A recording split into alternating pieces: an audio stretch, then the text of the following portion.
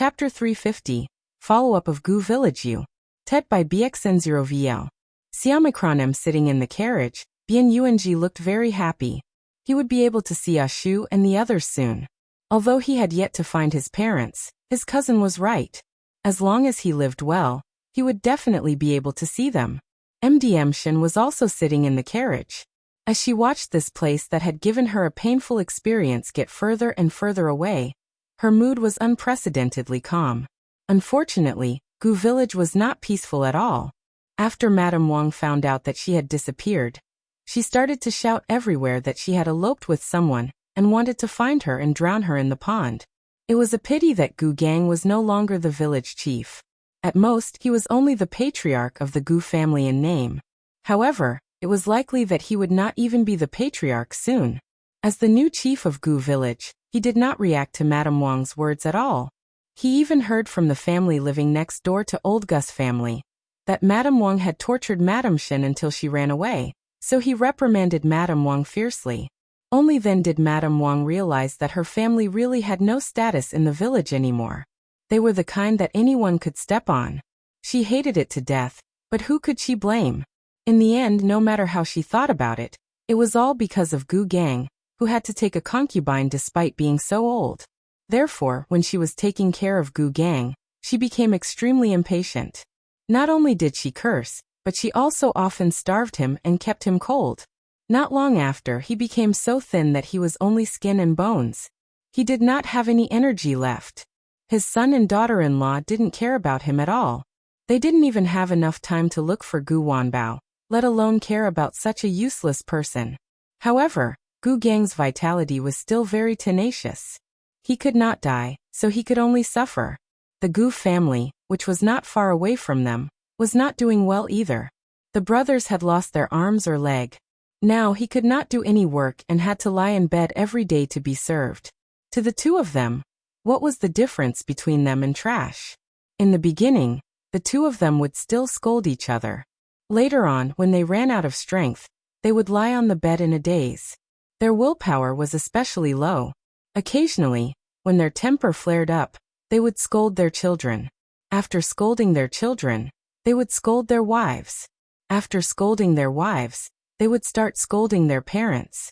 Not only had their families been tortured, but they had also destroyed many things. The old Gu family, who had spent almost all their money to treat their injuries, was now extremely poor. The children of Old Gus family's two branches, who had been slacking off whenever they could, had no choice but to work now. The younger ones had to go to pick pig grass and firewood. Every day, they would come back and look at their swollen fingers with teary eyes. It was only then that they realized what kind of life Gu Yundong and her siblings had led in the past. There was regret and hatred. Why didn't Gu Yundong and her siblings come back? If they were here, they would be the ones doing the work. Jia Meizi was so tired that she couldn't even straighten her back every day. In the past, she was the laziest and most greedy sister-in-law, but now, she couldn't sleep or eat her fill every day. In the day, she had to wash clothes, cook, and go to the fields. In the middle of the night, she had to take care of Gu Dai. Sometimes, when Gu Da's temper flared up, he would hit her. He blamed her for selling the third branch's child and implicating him, causing him to become a cripple. Jia Meizi didn't dare to retort. She had gone back to her maternal family, but what did they say? Meizi, your reputation is ruined now. Everyone in our village knows that you wanted to harm your sister-in-law, and even cut off your third uncle's leg. Now, it has already implicated your niece's marriage. If you're divorced, our Jia family will treat it as if we don't have a daughter like you. Chapter 351. The Gu family's granddaughter returned you. Ted by BXN0VL. Xiaomicronem Jia Meizi could only continue to stay in Old Gus' house. She was ordered around by Madame Zhao and scolded by Gu Dai. However, her children did not understand her and pushed all the blame to her. Madame Chang was still in a daze. She did not go out at all, and rarely even left her room. Not only was she unable to take care of Gu Dahu, she even needed her daughter to take care of her. Madame Zhao was furious and deliberately starved her a few times. Madame Chang was so hungry that she couldn't take it anymore and came out, But she directly smashed the door of the main house to find food and almost fought with Madame Zhao. Madame Zhao almost fainted. She was also busy. Madame Chang could not take care of Gudahu, so she could only do it herself. There were many things to do at home. She was already so old, but she still had to do it herself. It was the same for Gu Chuanzong. He did not have to go to the fields previously. Before escaping, he had 4 sons. Even though Gu Dajiang worked as an accountant in the county and Gu Dai and Gu Dahu would occasionally slack off, he still had a diligent 4th son. After returning from the famine, he occasionally had to work in the fields, but he also had 2 sons. In order to have a good harvest, the 2 of them had to work. But now, the 2nd and 3rd branches did not have any strong laborers. Gu Feier was not young anymore, but he used to rely on the fact that he was the eldest grandson and was always pampered. Even if he was a child from the countryside, he still lived a pampered life. Now he could not lift anything heavy. He could not stand such weather for an hour. The only person in old Gus family who could work was Gu Chuanzong. Nowadays, he went out early and returned late every day. He was so tired that he went home and fell asleep. Initially, he thought that he would be able to enjoy life with so many sons. Now it was the complete opposite. He had to support 2 families. Gu Chuanzong was very regretful now. If he had known earlier, he would have stopped 4th son from leaving the team to look for Gu Yundong and his mother. At least his youngest son would be filial to him. He sighed slowly and carried the hoe home. Unexpectedly, a familiar name suddenly sounded in her ear. Yes, Gu Dajiang's eldest daughter is very rich. Gu Chuanzong was stunned. Gu Dajiang? Eldest daughter? He looked up in confusion and turned to see Madame Hu chatting with someone under a tree not far away. He could not even lift his legs, but he still walked over numbly. Madame Hu's back was facing him, but her voice was not soft. That's Gu Yundong. I saw it with my own eyes. She's back with her silly mother. Do you know why we had to bring Bian Yuanji out? It was Gu Yundong who begged us. Now that Bian Yuanji is going to enjoy life too. Someone at the side did not believe it. That eldest granddaughter of old Gus family was very timid in the past. Why do you make it sound like they're 2 completely different people? Are you sure you didn't see wrongly? How could I be wrong? Madame Hu retorted excitedly. I even saw her bring Bian Yuanji to the Bian family that day, and take away a lot of the things in the Bian family. She's changed. She married a rich man. Her clothes are flamboyant, and she's wearing gold chains. There's a silver hairpin on her head, a jade bracelet on her wrist, and she's sitting in a carriage with 4 or 5 maidservants. Huh. Everyone was in an uproar. So rich? Madame Hu snorted. And Gu Dajiang's wife. TSK, there's a maidservant supporting her when she gets into the carriage. She's even fed. What does it matter if she's a fool? Anyway, there's someone to serve her, right? Chapter 352. Why doesn't she care about me? You. Tet by BXN0VL. Siamikronem. The more Madame Hu spoke, the more excited she became. Bian Yuanji has already put on new clothes. In just a few days, he's gained weight and his complexion has improved. After eating, a maidservant will wipe his mouth and make sure that his soup isn't too hot. He can buy whatever he wants. He can even throw away a stick of candied hawthorn just for fun. When she said this, even the children beside her came over and swallowed their saliva with sparkling eyes. Why would he throw it away? He can give it to me. Madame Hu glanced at the child who spoke. To you? When he was suffering here in the past, did you give him a grain of corn? Dream on. Everyone was extremely envious. If they had known that Bian Yuanji had such good fortune, they would have treated him better. One of the families in the crowd was stunned. When they thought of the bag of white rice that had suddenly appeared in their room a few days ago, their hearts pounded. They were the ones who took Bian Yuanji home for a meal when he was about to freeze to death. In that case, was he thanking them? However, old Gu, who was standing at the back of the crowd, became more and more shocked. His eyes lit up as he listened. His body, which had originally felt weak, suddenly erupted with a huge force.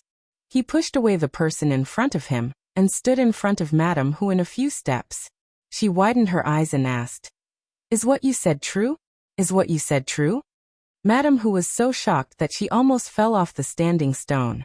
She barely managed to stabilize herself before she saw old Gus' weathered face clearly. She secretly pursed her lips and smiled. Of course it's true. Why would I lie to everyone? Then why didn't she come back? Why didn't she come home when she had money? Madame Hu laughed. Why do you think? Wasn't she afraid that your Gu family will cling on to her like blood-sucking insects? Old Gu, don't tell me you don't know what kind of life Gu Dajiang's family used to live. You bullied them in the past. Do you think they will come back and be filial to you? Do you think they're stupid? Let me tell you, she's smart. She secretly took Bian Yuanji away, and didn't even look at you. But she's a member of old Gus' family. She's my granddaughter. How can she leave us alone when she's rich? Old Gu was so angry that he was panting. The veins on the back of his hand were bulging, as if he could not accept this fact. The Gu family had already become like this. If Gu Yundong was really rich, why would he need to work so hard? His second and third sons could also go to a good medical center to treat their illnesses. They could also live in a big house with people serving them. Madame Hu sneered. You really dare to think about it. Your granddaughter is already married. The rich man is her husband. Why should he care about you? What about Gu Dajiang? What about Gu Yunshu? My son and grandson? It would be unfilial of them to ignore me. Madame Hu smiled even more happily. I only saw Gu Dajiang's wife. As for Gu Dajiang and Gu Yunshu, I didn't see them. Don't tell me these two are gone. Think about it. If they were still alive, would Gu Yundong not bring them here? She even brought Madame Yang with her when she went out. I don't think there's anyone else in the family who can take care of her. When everyone heard this, they all thought that it made sense. Madame Yang was a fool. It would be so troublesome to bring her out. If Gu Dajiang was around, she would definitely leave her at home for him to take care of. If Gu Yunshu was around, Gu Yundong might as well bring him along instead of a fool. The daughter must been worried without Madame Yang's close relatives by her side. Chapter 353. You reap what you sow you. Tet by BXN0VL. Siamikronem old Gus' expression changed again and again. After a while he suddenly roared. I don't believe it. I don't believe it. Tell me where they are. Oh, go find her. As he spoke he came to pull Madame Hu. Madame Hu was pulled off a huge rock and lost her balance, spraining her ankle. She was in so much pain that her face contorted, and she spoke without thinking. All right, go and find her. Let me tell you, it was Gu Yundong who caused your family to become like this. If you're not afraid of death, go and find her again and see if she'll take the lives of your two sons. Everyone was speechless. The entire venue was silent. Everyone gasped and looked at Madame Hu, unable to say a word. After a while, someone couldn't help but gulp and ask, Who, what did you say just now? Madame Hu suddenly came back to her senses and cursed in her heart. Previously, she had really been persuaded by Ding Jincheng not to provoke Gu Yundong. However, when she heard that the ghost she had encountered that night might have been her doing, Madame Hu could no longer remain calm. She was so angry that she wanted to settle the score with Gu Yundong. However, when she thought of how miserable old Gus' family was, she was afraid. After delaying it for a few days, the more she thought about it, the angrier she became. The angrier she became, the more indignant she became. What should she do? In the end, she pushed the responsibility to old Gus' family. Wasn't this all old Gus' family's fault? If she could not find trouble with Gu Yundong, could she not cause trouble for old Gus' family? Madame Hu was quite shrewd. She saw that there had been no movement from old Gus' family recently, so Gu Gang's family was just like that. She also noticed that MDM Shen had escaped. When one thought too much, it would be easy for one to come up with conspiracy theories. Madame Hu felt that MDM Shen had been arranged by Gu Yundong from the beginning. After MDM Shen left, there was no movement from old Gus' family. Gu Yundong must have left Jiangyu County. Therefore, Madame Hu came to Gu Village. She deliberately came to provoke old Gus' family. But she only planned to say that Gu Yundong was living a good life because of her wealth. She did not intend to reveal her and Ding Jincheng's guesses. It was all old Gus' fault for letting her tongue slip. Madame Hu wanted to take back her words, but there were so many people around, and they heard her clearly. When they regained their senses, they immediately grabbed her and asked, Are you telling the truth? Was it Gu Yundong who did everything to old Gus family? But she didn't come to our Gu village. How did she do it? That's right. Gu Yundong was so timid in the past. How dare she do such a cruel thing? Seeing that she couldn't fool them anymore, Madame Hu decided to give up. That's right. Those things were done by the Gu girl. She didn't come to the Gu village, but didn't I say that girl is rich now? With money. Are you afraid that she won't be able to find someone to help her? She was timid in the past. But don't you see how badly she was persecuted by old Gus family? Her father and siblings are dead, and her mother was harmed by Jiang. How can she not hate her? So this was all forced by old Gu. Madame Hu came to a conclusion.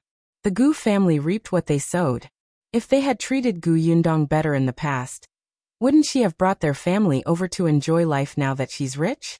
Just look at how Bian Yuanji is living now. Not far away, Madame Zhao also roughly heard it. Her expression immediately turned ferocious as she shouted. That be *TCH, I'm going to sue her. She caused our family to be like this. I'm going to sue her. Madame Hu laughed out loud when she heard this. Go ahead. Don't blame me for not reminding you. The man that the Gu girl married is not an ordinary person. One look and you can tell that he's powerful. Otherwise, how could he make all of you lose your arms and legs? If you sue him, you won't even be able to protect your grandson. Madame Zhao's face turned pale, but old Gu suddenly roared. He turned around and pounced at Madame Zhao, grabbing her and beating her up. Chapter 354. Dust settled you. TED by BXN0VL. Xiaomicronem. Everyone was stunned by this change, but old Gus' eyes were bloodshot as he hit Madame Zhao fiercely. It's all your fault. It's all your fault, you old woman. If you hadn't treated Da Jiang's family badly, we wouldn't have become like this. It's all your fault. He kept replaying what Madame Hu had just said in his mind. If he had treated them better in the past, he would have been taken away to enjoy life now. A stepmother is a stepmother. Your own son is spoiled like a piece of trash. Da Jiang was your slave. You even abused Yuanji. You old woman, I'll beat you to death. Madame Zhao was about to go crazy. As she dodged, she shouted. How can you blame me? You didn't even take your own son seriously, and now you're blaming me. Gu Chuanzong, you're not a man. When we kicked their family out back then, it was clearly your idea. You're the most disgusting person. Madame Hu and the others watched from afar as they exposed each other, and watched them fight each other. The Gu family was finished. Completely finished. Madame Hu pursed her lips and felt happy. She felt that she had said enough and left. Later on, she heard that old Gu and Madame Zhao were covered in injuries, and had to lie in bed for a few days to recover. The Gu family was even more chaotic. Later on, Madame Zhao really complained to the village chief and wanted to arrest Gu Yundong. But the new village chief ignored her. Besides, she had no evidence and Gu Yundong was not around. Why should she be arrested? In any case, Madame Zhao did not dare to go to the county city to complain to the county magistrate. She could only go home gloomily. Old Gu had been regretting not treating Gu Dajiang's family well these days. He had gone to look for Madame Hu several times. When he went to her house, he cried bitterly. As he cried, he said that he missed his eldest son and his eldest granddaughter. He asked her where Gu Yundong was. How could Madame Hu know? She was so annoyed by him that she regretted it so much that she had acted rashly. In the end, Ding Jincheng simply told him about the inn that Gu Yundong used to stay in. Anyway, he only knew about that inn. Old Gu went to look for her, but the waiter said that she had left long ago. Old Gu wanted to verify if that person was Gu Yundong, so he listened to the waiter describe how rich she was, how well she ate, and how good she looked. It was as if he was stabbed in the heart. After he returned, he scolded Madame Zhao and the two of them fought again. Then he went to look for Madame Hu to cause trouble, claiming that it was her fault for not telling them earlier, and causing the Ding family to be in trouble. The other members of the Gu family naturally heard about what happened to Gu Yundong. They were jealous and regretful at the same time. In the end, they became envious of Bian Yuanji. Old Gus' life was getting poorer and poorer, and everybody was in chaos every day. Old Gu thought about Gu Yundong all day long. He hoped that she would come back and take him away. Gu Yundong sneezed several times because of this. Shao Qingyuan almost thought that she had caught a cold. The temperature difference between morning and night was indeed a little big. They were on the road, so there would be times when they didn't realize it. Gu Yundong felt that her family missed her, so she could not wait to go back.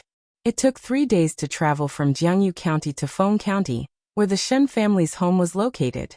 Gu Yundong sent her all the way and took a slight detour to bring her directly to the town where her family lived. However, the closer she got to home, the more silent MDM Shen became. When she arrived at her destination, she sighed heavily and said in a low mood, "Thank you for your help along the way. We will meet again if fate allows." After saying that, she looked at Madame Yang and Bian Yuanji before lifting the curtain and going down. However, in the next moment, she suddenly retreated. Chapter 355. Can you bring me along? You. Ted by BXN0VL. Siamacronym Gu Yundong was stunned. What's wrong? MDM Shen's expression changed slightly as she glanced outside the carriage curtain. Gu Yundong was puzzled. She peeked out and was stunned. Why was this person here? She let go and sat back down. She looked at MDM Shen, who was looking uncertain. What are you going to do? However, MDM Shen took a deep breath, as if she had made up her mind. Her eyes lit up slightly, and she became energetic. Actually, I've been holding a question in my heart for the past few days, Yundong, she said. Can I follow you to Xuanhe Prefecture and Yongfu Village? Gu Yundong was surprised. You're not going home? MDM Shen smiled bitterly. My parents are gone, and I don't have any relatives at home. Actually, I've been hesitating. I thought that even if I went back, I would be alone. I felt very relaxed and comfortable spending time with you guys these few days. Especially when I heard you introduce Yongfu Village to Yuanji, I yearned for it very much. She was also a little reluctant to part with those rare friends. After spending a few days together, Gu Yundong, Shao Qingyuan, Mao, and the others were all very clear about her past in the Gu village. They knew that she had become a concubine to an old man in his late 50s, but no one looked at her strangely, despised her, or distanced themselves from her. Sometimes, she even felt that she was not clean. When she went back, she might just live a life in a daze, but deep down, she still yearned for a beautiful life. I've been wondering if I should go home, or find another place to start over. Now that I see Gu Wanbao here, I've made up my mind. That's right. When she lifted the curtain just now, she saw Gu Wanbao. No one expected that this person who had escaped from Gu village would actually come to the Shen family's hometown. However, looking at his sallow and haggard appearance, it was obvious that he was not doing well. Gu Yundong smiled. Since you've decided, let's go. Thanks a lot. No matter what, they had a deep friendship. Gu Yundong was very supportive of her decision. The carriage changed direction and headed out of town again. Gu Wanbao, who was squatting in the corner, only had time to squint at the back of the carriage before he sniffled and shrank back. Madame Shen's original name was Shen Sitian. Perhaps because the direction in her heart was finally clear, her smile could not help but become much brighter. The group went out of town. Shen Sitian first went to pay her respects to her parents' graves, and told them about her decision to leave. Her parents' burial was arranged by the Gu family, so it was not strange for Gu Wanbao to know that her family was in this town. After bidding farewell to the Shen parents, the group of people moved much faster. They had a carriage, a mule cart, and a horse. Gu Yundong still liked to ride horses. Occasionally, when she was bored in the carriage, she would ride Gale, the horse brought by Shao Qingyuan, for a while. Mao and his companions were extremely envious. There were a few times when they wanted to ask Shao Qingyuan if they could ride it, but they were frightened by his sharp gaze and didn't dare to say a word. Other than Gu Yundong, no one else could touch the horse. The group of people walked steadily. Occasionally, they would encounter people who were in the same direction as them. They kept a distance from each other, and only nodded. Seeing that they were only a few days away from reaching Stinky Egg's village, Gu Yundong could not help but think of Bian Mulan's grave. As she rode her horse, she gradually slowed down and wondered if she should get into the carriage and have a good talk with Yuanji about this. At this moment, 2 carriages also came from the opposite side of the road. When they met, the horse under Gu Yundong was suddenly shocked. It suddenly roared and ran forward crazily. Chapter 356 Fear You. Ted by BXN0VL. Siamikronim. Gu Yundong screamed and hurriedly grabbed the reins of the horse. She tried her best to stabilize herself and try not to fall off. Shao Qingyuan's expression changed drastically. He suddenly pulled the carriage and hurriedly instructed the people in the carriage. Miss Shen, take good care of them. As he spoke, he took out his dagger and cut off the reins. He mounted Wind Chaser and chased after him desperately. Shen Sitian only had time to hug Madame Yang and Bian Yuanji. When she stuck her head out again, she could barely see Shao Qingyuan's disappearing back. Be careful. She could only shout. Then, she turned around to comfort the panicked Madame Yang. Although Gu Yundong was very familiar with riding horses, she still could not deal with such a crazy horse that seemed to have been provoked. She could only hold the reins tightly and try her best to stabilize herself, so that she would not fall. It was fine if she fell down here, but she was afraid that she would be trampled to death by the horse before she could get up. Gale, calm down. She tried to calm it down, but at this moment, Gale could not realize who was on her back. It could not even tell the direction anymore, and began to run into the forest. Gu Yundong hurriedly lowered her body to prevent the branches from scratching his face and eyes. However, she was anxious. The horse did not slow down at all. Yundong. A familiar voice came from behind. Gu Yundong knew that it was Shao Qingyuan. She knew that this person would definitely not abandon her, but she could not turn around to look. Fortunately, Shao Qingyuan rode Wind Chaser that was not agitated. Moreover, he had been with Gu Yundong for a long time and clearly realized that she was in danger. He quickly caught up with her. The path in the forest was not easy to take. After Gale was blocked by the trees twice, it finally slowed down a little. Wind Chaser took the opportunity to run forward, and the distance between the two horses slowly shortened. Shao Qingyuan controlled Wind Chaser to block Gale, and reached out to Gu Yundong. Give me your hand. I'll pull you over. The horse was still running, but Gu Yundong was much more relaxed when she saw him. She held the reins with one hand and handed the other to Shao Qingyuan. Taking advantage of the moment when the two horses approached, she suddenly exerted strength and pounced towards him. Shao Qingyuan exerted strength and carried her over. Now that there was no one on the back of Gale, it quickly rushed forward again. Shao Qingyuan could no longer care about it. He only hugged Gu Yundong tightly and calmed his wildly beating heart before slowly stopping. Gu Yundong was also panting heavily. She hugged his waist and gradually regained her senses. After a while, she retreated slightly. However, halfway through, the hand on her waist suddenly tightened, and she was pressed back down. Her ears were filled with the sound of a certain someone's heartbeat. Let's wait a little longer. His voice with lingering fear came from above. Gu Yundong paused and did not move. After a long time, she heard Shao Qingyuan's slightly hoarse voice. I almost thought that I wouldn't be able to save you in time. Her voice was still trembling. Gu Yundong was in a daze. She did not expect him to be so afraid. She reached out to pat his back, but as soon as she opened her palm, she could not help but gasp. Shao Qingyuan was stunned and quickly let go of her. Only then did he see that her hands were already covered in blood from the reins. He was instantly vexed. Gu Yundong comforted him instead. It's all right. There's a first aid kit in the carriage. I'll be fine after applying some medicine. Let's go back now, Shao Qingyuan said as he turned his horse around. Gu Yundong thought of Gale that had disappeared into the forest. What about the horse? Ignore it. Shao Qingyuan's voice was extremely cold. Chapter 357. I'll give you money as compensation you. Ted by BXN0VL. Siamikronim. Shao Qingyuan still hugged her tightly and rode back with her. They had already run a long way. Madame Yang and the others were probably worried to death. Shao Qingyuan thought that the injury on her hand needed to be treated properly, and couldn't help but speed up. However, when they saw where the carriage was parked from afar, their faces could not help but darken. Mao and the others were either holding their stomachs or hands and feet as they fell to the ground, groaning in pain. Shun Sitian protected Madame Yang and Bien Yuanji as she stood beside the carriage and looked at the people opposite her warily. There were 7 people standing in front of them. One was a middle-aged man dressed in riches who looked like the master. The other was a boy in his early teens. There were 2 tall men who looked like guards.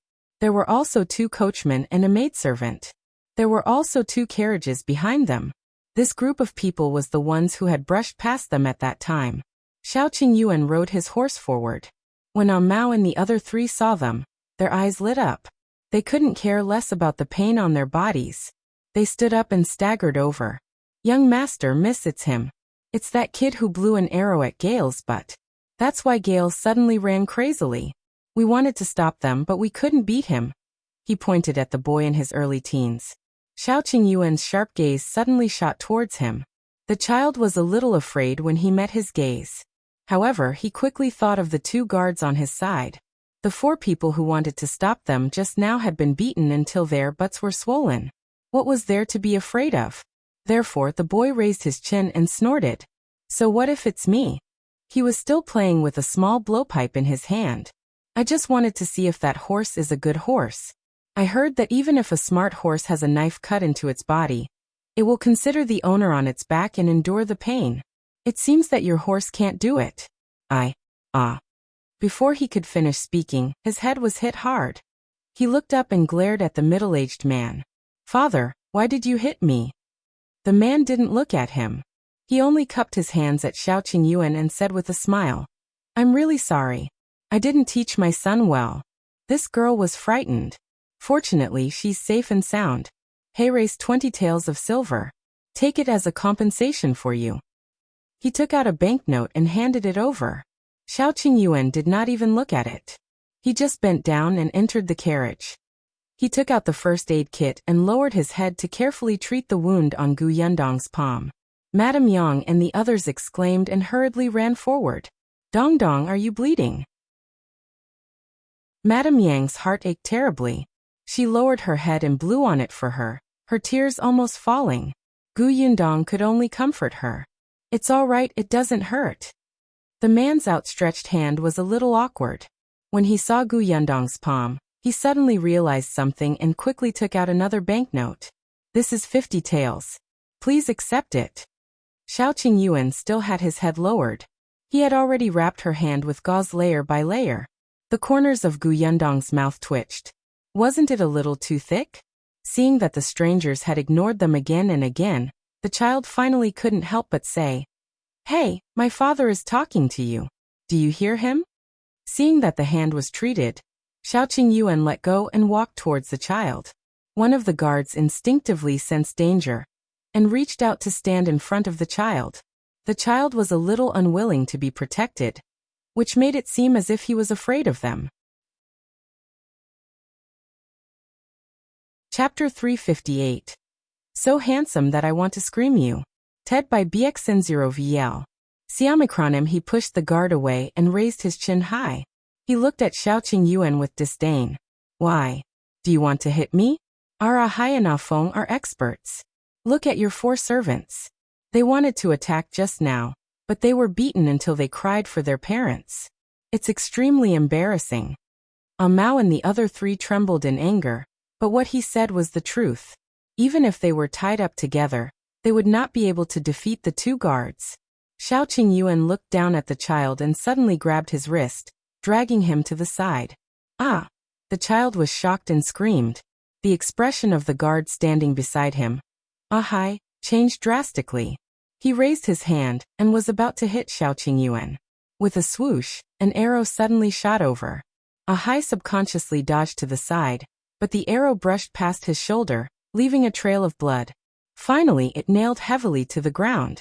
Ahai looked up in shock and saw that Gu Yundong, whom they had ignored earlier, was sitting on the shaft of the carriage. She was holding an exquisite crossbow in her hand and was squinting in his direction. However, Gu Yundong shook her hand slightly. It was all Shao Qingyuan's fault for wrapping her hand like a dumpling. Her agility was greatly reduced and she almost missed. She looked at Ahai and smiled. Don't move. Ahai only paused for a moment, but Shao Qingyuan threw the child and his hand onto the horse beside him and whipped the horse's butt. The horse neighed and ran forward in pain. Help, father, help me. The middle-aged man was stunned by this sudden change. He suddenly came back to his senses. Aren't you going to save young master? Feng, who was standing beside him, hurriedly jumped onto the other horse and chased after him as fast as lightning. Mao and the others looked at Shao Qingyuan and Gu Yundong with starry eyes. Why? They were so handsome and tacit. Their followers wanted to scream. The middle-aged man was furious. He pointed at Shao Qingyuan with a trembling finger. You. His face flushed red as he suddenly shouted. Ahai! Ahai quickly attacked Shao Qingyuan. He was a professional guard. Although Shao Qingyuan also had skills, he was not a professional. Most of his skills were from fighting various prey on the mountain. The escorts in the agency had also taught him. Therefore, at first, Shao Qingyuan was at a slight disadvantage, but after he became familiar with it, Ahai found it a little difficult. In particular, he had been injured previously. Although it was just a superficial wound, his aura was already weak. The middle-aged man was a little flustered and exasperated when he saw this. He asked the two coachmen to go forward and help. There was no need for Gu Yundong to speak. Mao and the rest, who were slowly recovering, rushed forward and started punching and kicking the two coachmen. If they could not defeat the guards, couldn't the four of them deal with two coachmen? They had also been in the gangs and fought for territory. Who didn't know how to fight? On the other hand, the only maidservant present was smart. She looked around and saw Madame Yang and the others standing not far away to watch the commotion, so she wanted to sneak over. But she had just taken a step when Gu Yundong aimed her crossbow at her. She raised her eyebrows and smiled. Come here. The maidservant shuddered and her hands trembled. She quickly lowered her head and pretended that she did not exist. The middle-aged man's face finally turned pale. He regretted it. He should have left quickly before the two of them returned. Finally, the knife in Ahai's hand was struck down by Shao Qingyuan, and he was sent flying. When Go saw this, he immediately pounced over. He picked up the rope and tied the man up. He could not help but hit the man's head. Who told you to kick my stomach? Chapter 359, Gu Concubine uttered by Bexenville. Surname. The middle-aged man's face was ashen. He glared at Shao Qingyuan and said, Do you know who I am? Then do you know who we are? Gu Yundong jumped down from the shaft of the carriage, looking insufferably arrogant. Do you know who I am? Who wouldn't say that? The middle-aged man was stunned. He took a closer look at Gu Yundong and the rest. They were dressed very commonly, and did not look like people with power and influence. However, the aura of these two people made people feel that they could not be underestimated. They were so confident. Could it be that their backer was also very powerful? The middle-aged man's surname was Zhou. He was originally a wealthy businessman in Qingyuan Prefecture. Later on, when Qingyuan Prefecture was in chaos, his business plummeted. Also, his backer was transferred to Xuanhe Prefecture, so he simply moved his entire family to Xuanhe Prefecture. Their current location belonged to the Qingyuan Prefecture. Other than some close friends, his backer was really not here. Could it be that these people had someone backing them up in Qingyuan Prefecture? Zhou Dufu pondered in his heart, and became a little uncertain. At this moment, Feng rode his horse and brought back Zhou Xiaojun, who had almost fainted from crying. The child was indeed saved, but he was frightened. As soon as he was carried off the horse, his legs went limp and he fell to the ground. Feng looked at Ahai, the coachman, and the others who were tied up. His expression immediately changed, and he was about to draw his saber. Gu Yundong had somehow gotten into the carriage behind Zhou Dufu. A dagger was pressed against his neck as he glanced at Feng. The latter immediately stopped, and was tied up by Mao. Zhou Dufu stared at the dagger on his neck and trembled in fear. He finally realized that he had become meat on the chopping board. His voice immediately softened. Guys, let's talk things out. This matter is indeed our family's fault. We will apologize and compensate the two of you. Can you give us a price? Gu Yundong raised his eyebrows. Zhou Dufu sensed the change in her attitude and hurriedly said, Look, my son did go overboard and did something wrong, but you've also taken revenge. Look, he's so scared that he can't speak. We're even now, right? Everyone looked at Zhou Xiaojun, who was covered in sweat. This child in his early teens had probably never experienced such a life and death situation. He was so frightened that his face turned pale and his hands and feet trembled. The lesson was indeed quite ruthless. But Yundong did not regret it at all. He had asked for it. If she had not been calm enough, if Shao Qingyuan had not risked everything to save her, she would have been thrown off the horse and trampled to death. She was just giving him a taste of his own medicine. I think you should thank us for helping you educate your son. This person didn't think much of it at first. Although he apologized, his sincerity was very perfunctory. Otherwise, why would he beat up on Mao and the others after he did something wrong? Zhou Dafu could only smile and say, "Miss, you're right. Then about this. Of course you must compensate. Not only do you have to compensate me, but you also have to compensate them. They were also beaten up badly by you." Yundong pointed at Mao and the others. Zhou Dafu nodded repeatedly. Of course, of course. This time, he took out 2,000 taels of silver. I didn't bring much with me on this trip. Take this money, my lady, and go to the pharmacy to buy the best jade skin cream to wipe your hands. I guarantee that there won't be any scars. Yundong took the silver and moved the dagger away. I'll accept my compensation. As for the four of them, you can talk to them yourself. Zhou Dafu. Mao and the others immediately surrounded him. After receiving the compensation, they happily boarded the mule cart. As soon as they left, Zhou Dafu's expression darkened. He glanced at the two useless guards and finally scolded Zhou Xiaojun. What else do you know other than causing trouble every day? Do you know anything? You've been spoiled by your mother. Zhou Xiaojun was still in a daze. After experiencing such a thing, he felt extremely aggrieved. In the end, his father scolded him without care, and he exploded on the spot. You still have the cheek to scold me? If you hadn't taken that old woman surnamed Gu as your concubine, would mother have been so angry that she went back to her parents' house? If mother hadn't gone back to her parents' house, we wouldn't have had to come and pick her up, and we wouldn't have met those fiends. All of this is your fault. Chapter 360. Going to your place to propose uttered by Bexenville. Siamikronim you, Zhou Xiaojun sneered. I don't know what you like about that Gu woman. She's already so old and has even given birth to a child. If you want to take a concubine, go find a virgin girl. Why would you treat an old woman like a treasure? Zhou Dafu glared at him. What do you know? Your Aunt Gu had a hard time in the past. It's rare for her to enjoy life, so why can't you stop going against her? Your mother is so jealous. She's not virtuous at all. Why don't you say that you're a pig? Zhou Xiaojun wiped his face fiercely and climbed into the carriage himself. However, his hands and feet were still weak. It took a while for the maidservant to help him up. Zhou Dafu was so angry that his hands trembled. Who would say that about their father? This child was simply an unfilial son. He had lost so much money and was very unhappy, and he could not control his son. He hated his wife even more because she had spoiled their son. Yundong and the rest had already walked far away. In the end, Shao Qingyuan rode Wind Chaser into the forest to bring out Gale that had calmed down. Sure enough, there was a small arrow stuck in Gale's back. When Ago saw this, he quickly volunteered.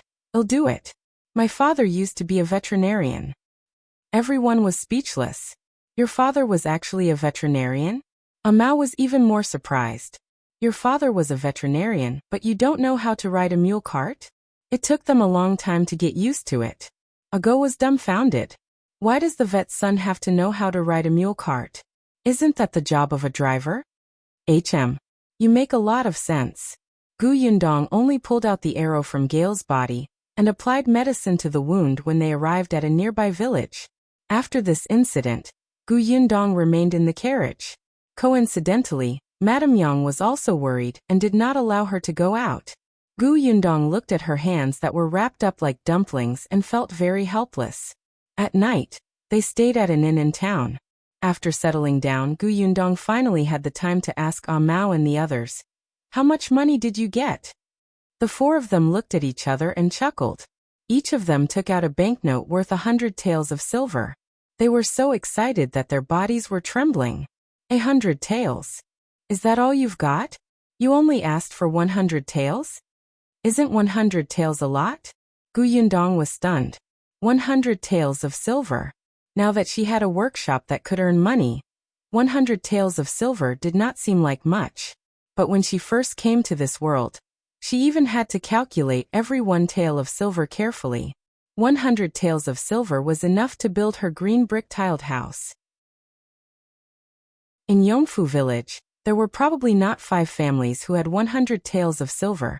Sure enough, it was easy to go from frugal to extravagant, but difficult to go from extravagant to frugal. Gu Yundong smiled and nodded.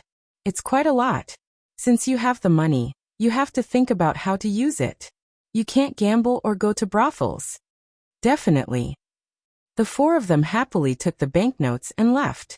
Gu Yundong did not care anymore. When only she and Shao Qingyuan were left in the room, she asked, "What do you plan to do with the 4 of them?" "When I go back, I'll find a master who practices martial arts and let them learn their skills." After today's incident, Shao Qingyuan had been thinking about this problem. Mao and the others were young and smart. It was not too late for them to practice martial arts. Gu Yundong nodded. "All right, as long as you've thought it through." She yawned and was about to return to her room to rest. Unexpectedly, just as she was about to open the door, she heard Shao Qingyuan's voice behind her. "After returning to Yongfu village, I'll find someone to propose marriage at your house." Chapter 361. Be more reserved. Uttered by Bexenville. Siamacronym Gu Yundong. Gu Yundong. She whipped her head around and looked at him in shock, wondering if she'd heard him correctly. What did you just say? Could it be that she was too sleepy and was hallucinating? Shao Qingyuan repeated. "After we go back, I'll find someone to propose marriage. What do you think of Aunt Zeng? Our families are familiar with her, and we live next to each other. If there's anything we don't know, she'll remind us." Gu Yundong was sure that she did not hear wrongly this time, but she still looked stunned. After a long pause, she slowly turned around and sat opposite him. Gu Yundong's throat was a little dry. She picked up the cup and wanted to drink some water. Only then did she realize that Shao Qingyuan seemed to have finished the water in the cup. She looked up into his twinkling eyes and realized that he was even more nervous than she was. Seriously, silence. Silence. The 2 of them just sat there without saying anything. They didn't know what to say. Gu Yundong's mind was still a little blank. She could not understand why he suddenly proposed. This was a proposal, right? No, he didn't even ask for anything. He made the decision directly. At the thought of this, Gu Yundong's mind instantly cleared up. She widened her eyes and glared at the man opposite her. "Why are you suddenly going to my house to propose marriage? It's not really sudden. Didn't we hug this morning? It was quite long." Shao Qingyuan lowered his head, but the tips of his ears turned inexplicably red. Gu Yundong was speechless. Hug. They hugged? "You're going to my house to propose marriage because you've hugged me and you're taking responsibility for me?" Shao Qingyuan knew that she had misunderstood. He immediately looked up and shook his head with a serious expression. "Of course not. I originally wanted to wait until you reached adulthood, but since you've already hugged me, I can only bring it forward." He said it as if he had no choice, but the corners of his lips kept curling up. Gu Yundong could not help but raise her leg and kick him. "What do you mean you'll go when I'm of marriageable age? Did I agree? You can go just like that?" Unexpectedly, Shao Qingyuan did not guard against this kick and fell back. Gu Yundong subconsciously reached out to pull him. The next moment, both of them fell to the ground. Shao Qingyuan was fast. When he fell, he turned his body slightly so that Gu Yundong would fall on him and not get hurt at all. Then he looked up and asked uncertainly, "You don't agree?" There was actually a trace of grievance in his words. Gu Yundong was so angry that she laughed. "How can you propose marriage without confirming the relationship first? Then shall we confirm it now?" "Do you think you can confirm it just because you say so?" Gu Yundong struggled to stand up and tugged at her clothes. Her heart softened when she saw that he was still lying on the ground with his eyes wide open in despair. Actually, although the 2 of them did not say it explicitly, they had a tacit understanding. Gu Yundong was not a hesitant person. Since both parties wanted to be together, there was nothing wrong with being together. But, was this how a man went to a woman's house to propose marriage? She felt that something was amiss. Gu Yundong had never had a boyfriend in her 2 lifetimes. In terms of relationships, she was actually very clumsy. However, she had at least read books and watched television. She had also read a lot of Chicken Soup for the Soul. The books had said that she could not let a man succeed too easily. Otherwise, he would think that she was easy to woo and would not cherish her. She had to be more reserved. Hence, she thought about it and coughed lightly. In the end, she said, "I have to think about it." Chapter 362. I've seen this uttered by Bexenville. Surname Shao Qingyuan sat up from the ground. All right, you can consider it first. Gu Yundong lowered her eyes and fell into deep thought. It looked like she was considering whether his character was good or not, and whether he was worth entrusting her life to. Shao Qingyuan was still a little nervous. After a while he asked, "Have you thought about it?" It had been 15 minutes. Gu Yundong thought that she should be reserved enough. Hence she nodded. "I've thought about it. Then, when we get back, I'll ask Auntie Dong to go to your house to propose marriage?" "Okay." Gu Yundong nodded. Shao Qingyuan's eyes lit up and his breathing quickened. "Don't go back on your word." His expression was like a wolf's, as if he would pounce on Gu Yundong if she went back on her word. At that moment, Gu Yundong felt as if she had been tricked. She frowned slightly, but still nodded. "I mean what I say." With that, she quickly turned around and left. She felt that her face seemed to be a little red. If she stayed any longer, she might burn up. Shao Qingyuan watched her leave and finally heaved a sigh of relief. Neither of them slept that night. The next day, Mao and the other 3 were surprised to see them yawning with dark circles under their eyes. Only Shun Sitian seemed to have sensed something. She pursed her lips and secretly laughed. After walking for another 2 days, the group finally arrived at the village where Stinky Egg was. Because she had been here once, many people in the village still remembered Gu Yundong. They just found it strange that when she went there were only 2 people, but when she came back, there were 2 carriages. Originally, she wanted to stay at Stinky Egg's house, but it was obvious that the place was too small. He could only borrow a few rooms from his neighbor. Stinky Egg was very happy to see her. After being happy, he was a little disappointed. Gu Yundong found it strange. "What's wrong?" "Sister Gu, after you left, I went to look for the medicinal herb you mentioned, but I couldn't find it after searching for a long time." Gu Yundong was taken aback. That medicinal herb is rare to begin with. Of course, it's not easy to find. You don't have to deliberately look for it. Stinky Egg knew that. She had said that last time. But he knew that Gu Yundong would come again, so he wanted to surprise her. She gave his family so much money. Not only did they repay their debt, but they also repaired the house. When it was raining again, there would be no more leaks. His father said that he wanted to do some small business with the remaining money. When his father earned money, he would send him to school. Gu Yundong did not expect Stinky Egg's father to have such thoughts. "Send you to school? That's a good thing." "Yes." Stinky Egg was still a little embarrassed.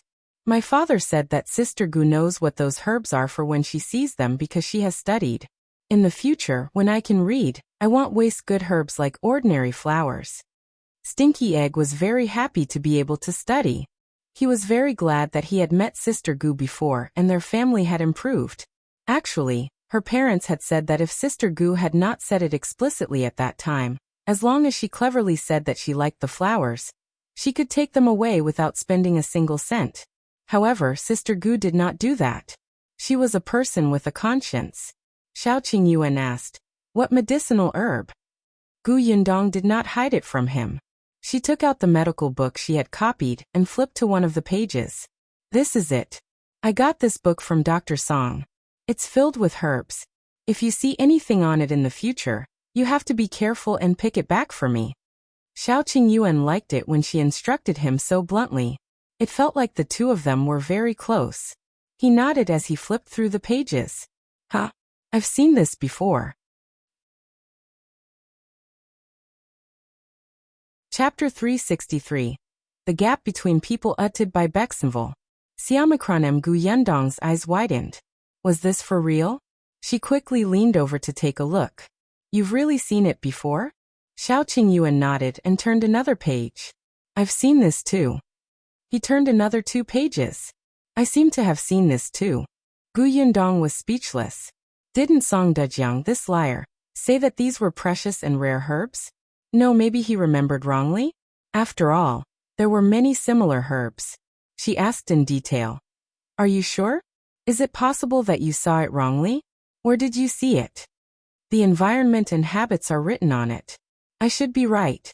I saw it in the mountains. If you want it, I'll pick it for you another day.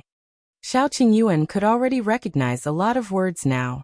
He was a fast learner in this aspect. Deep in the mountains?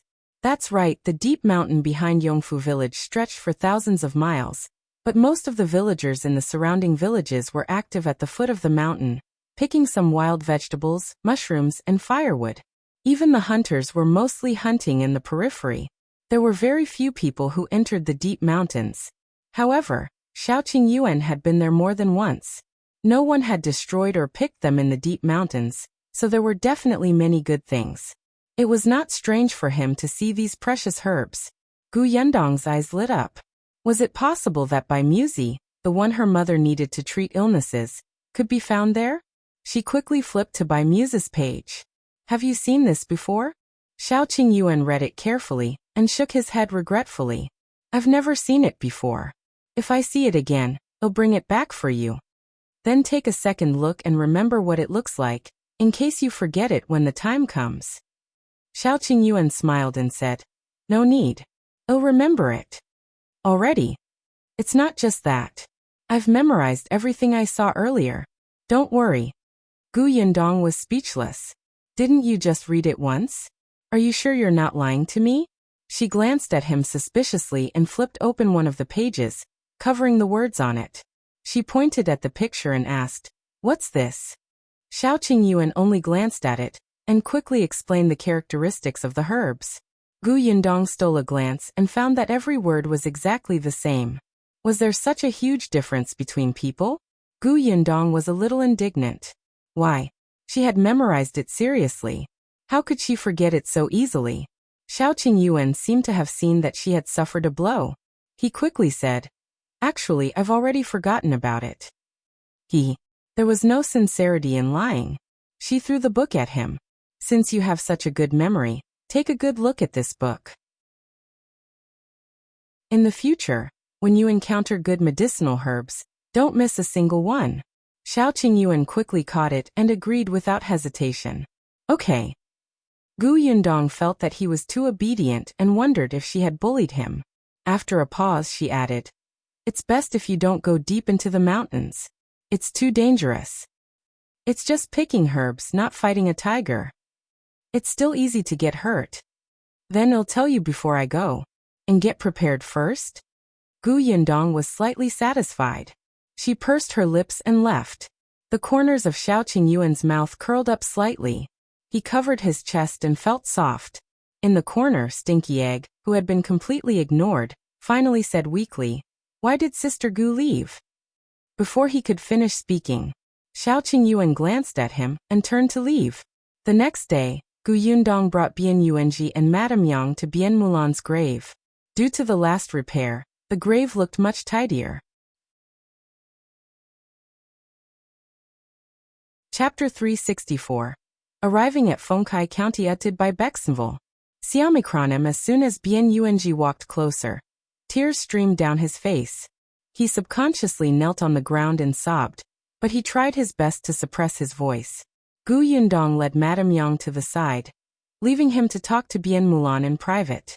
Sister, I'm here to see you. Don't worry, I'm doing very well now. Although Grandpa and second uncle don't like me, you're right.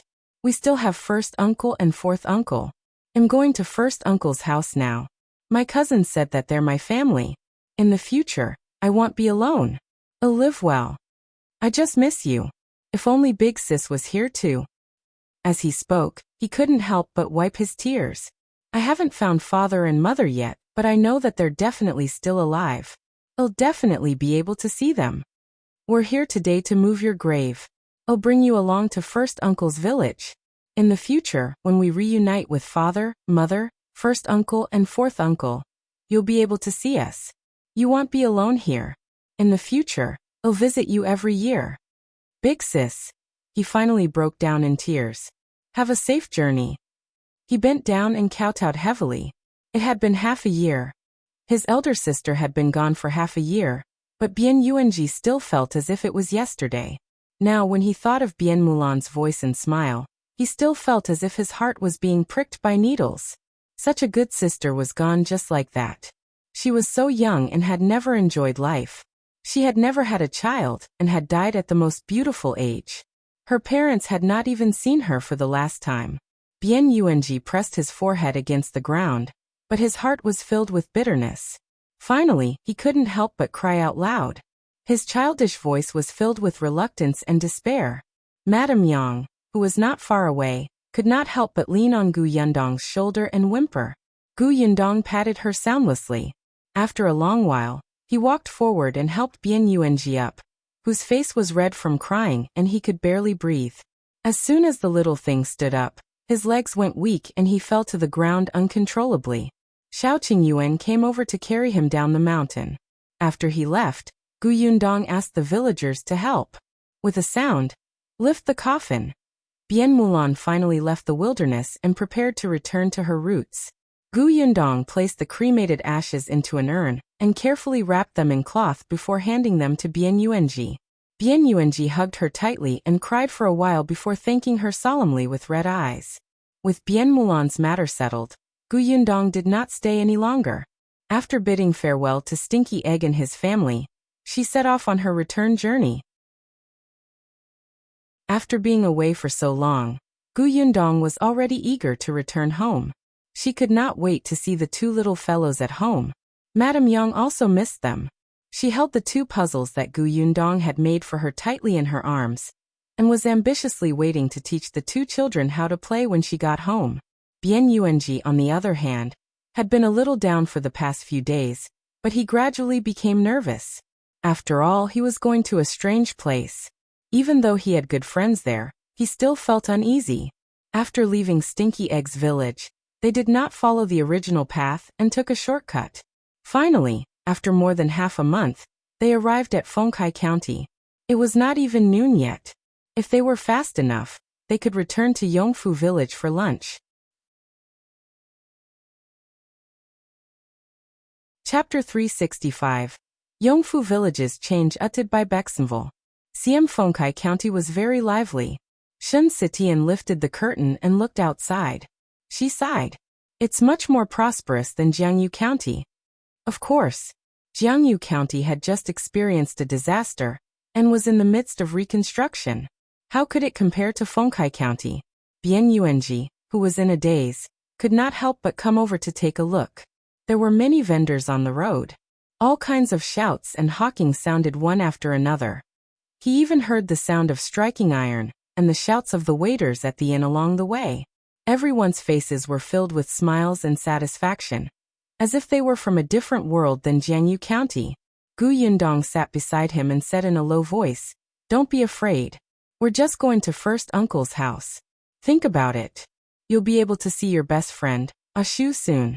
Aren't you happy?" "Of course I'm happy." Bian Yuanji immediately said, "Cousin, I'm not afraid. I'm just not used to it." Gu Yundong patted his head. "It's all right. We weren't used to it when we first arrived. You'll get better in time." Hearing her words, Bian Yuanji couldn't help but think of when Ashu first came to this county. Was he as lost and helpless as him? Suddenly, Bian Yuanji wasn't so nervous anymore. What's going on over there? It looks so lively." Shun Sitian suddenly pointed at a restaurant beside them and asked. Gu Yundong glanced at it. It was Lu Weiss Jinxiu restaurant. It was usually quite lively, but today, Gu Yundong had heard Lu Wei complain that these students were the most annoying. It would be fine if their family was rich and generous, but if their family was poor and liked to pretentiously gather in the best restaurant in the county, it would really be a headache. These people usually stayed for an entire day. They didn't eat much and kept talking, affecting others. If the boss asked them to leave, these people would scold the boss for being unscrupulous and greedy. In Yundong's opinion, they should not be spoiled. It was a restaurant and a business to begin with. If you want to eat, eat. If you don't, scram. Could Ashu be inside? You said that Ashu is also studying in school now. Will he also come here to discuss knowledge with others? Bian Yuanji looked forward to it. Yundong waved her hand. He's still young and has just entered the school. He won't appear here. He should still be in school. Let's go back to Yongfu village first. When Ashu comes back and sees us, he will definitely be very happy. Yeah. The carriage gradually drove away.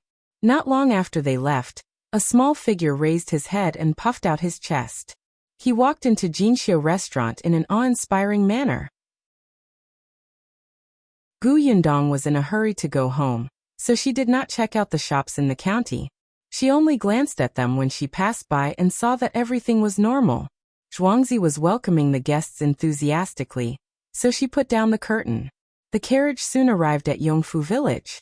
Yundong watched from afar, and felt that Yongfu village seemed to have changed a lot in the few months she had been away. However, as soon as they entered the village, they heard the sound of horse hooves behind them. Yundong vaguely heard a familiar voice. Excuse me, please excuse me.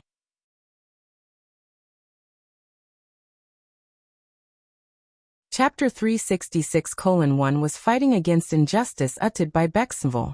Sima Mao, who was driving the carriage, pulled the reins to the side and muttered. The roads in this village are so narrow. Why are you riding a fast horse? Don't you know that you'll bump into someone? However, Yundong had already lifted the curtain and looked out. Indeed, she recognized the person riding over from afar. She raised her hand and called out, Luan. Luan was stunned. When he took a closer look, he was so excited that he almost fell off the horse. He quickly pulled the reins and stopped. Then, he dismounted and ran forward. He said happily, Lady Gu, you're back? You just came back? That's great. When he saw Shao Qingyuan in the carriage, he became even more excited. Young Master Shao is back too?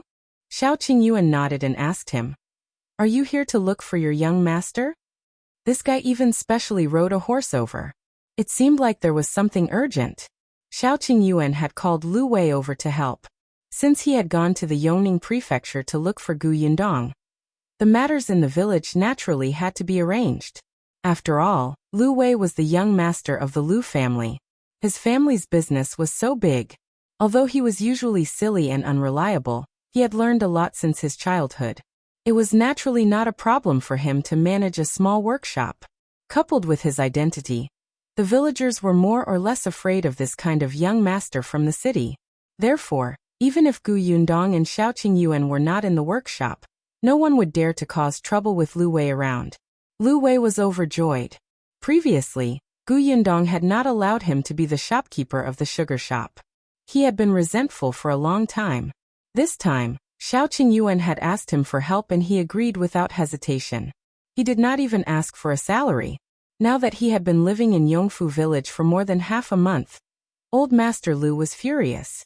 He didn't want to do his own family's business and didn't want to get involved, and yet he was doing well in other people's workshops.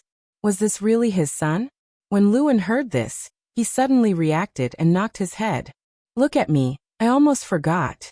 I did come to look for our young master for something important, but speaking of which, this matter is also related to Miss Gu. Yundong was stunned. What happened? Luan was indignant. It's all because of the people from Dongyi Academy. Dongyi Academy? This name sounds familiar. Yundong rubbed her chin and thought for a while. The corners of Lu An's mouth twitched. Miss Gu, have you forgotten? Previously, a teacher brought a few students to Master Qin's school. When Master Qin was not around, they even blocked Mrs. Qin and Miss Qin at the door. In the end you saw it, Miss Gu. Not only did you scold them badly, but that teacher also fainted from anger. Yundong blinked. Why did Lu An's words make her sound so cruel? Not only her, but Mao, Shen Sitian and Bian Yuanji also looked at her in shock. It turns out that not only are you good at fighting, but you are also good at talking. You could actually make someone faint? And the other party was a master who had read a lot of books? What exactly did you say? Gu Yundong coughed lightly and said sternly. I couldn't bear to see them bullying the weak with numbers, so I was fighting for justice. What's with your gazes? Everyone nodded. I believe you. Gu Yundong was speechless. She turned her head and glared at Luan. She asked in an unfriendly tone. Then what happened to Dongyi Academy? Could it be that they went to Teacher Qin's academy again? Not really.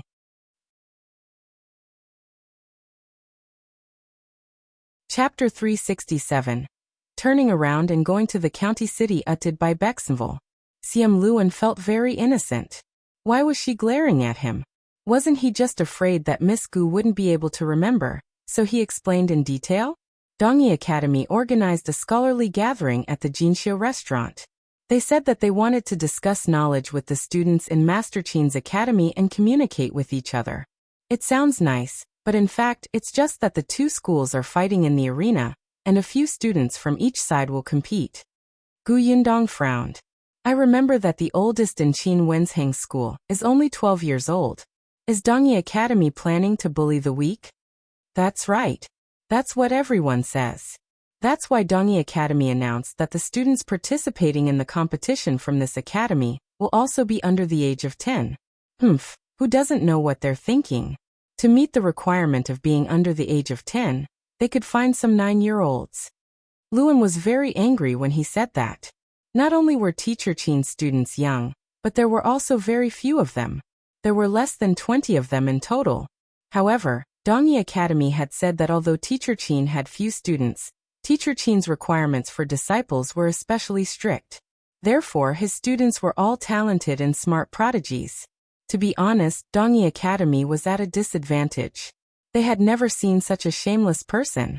When scholars were shameless, nobody could compare to them. Where's Qin Wenzheng? Shao Qingyuan asked. Luan pulled a long face. They only dared to be so arrogant when Mr. Qin wasn't around. 2 days ago, Mr. Qin left Fengkai County. It seems like there's something urgent. He hasn't returned yet.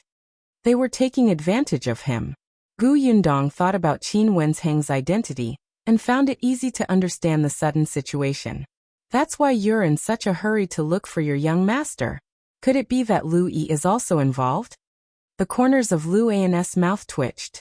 Then he looked at her sympathetically and said, It's not just our second young master. Miss' younger brother is at Jinshu restaurant now. Moreover, Dongyi Academy specifically asked him to participate in one of the competitions.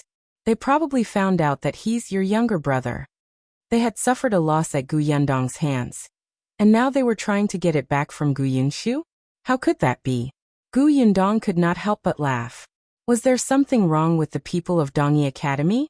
She suddenly said to Mao, who was driving. Turn around and go to the county city. Now. Yes. Gu Yundong nodded. She thought for a moment and said, I'll go to the Gu house first and bring my mother, Sitian, and Yuanji back. Luan knows the location. He's going to look for his young master. Let him tell Aunt Ke that I'm back. You should rest at home first. I'll go, and the others said weakly. Can we go to that restaurant together? That's right. Miss, we can go and cheer for you. Didn't they say that the little master is only 6 years old? What if he gets bullied? We can go and help him.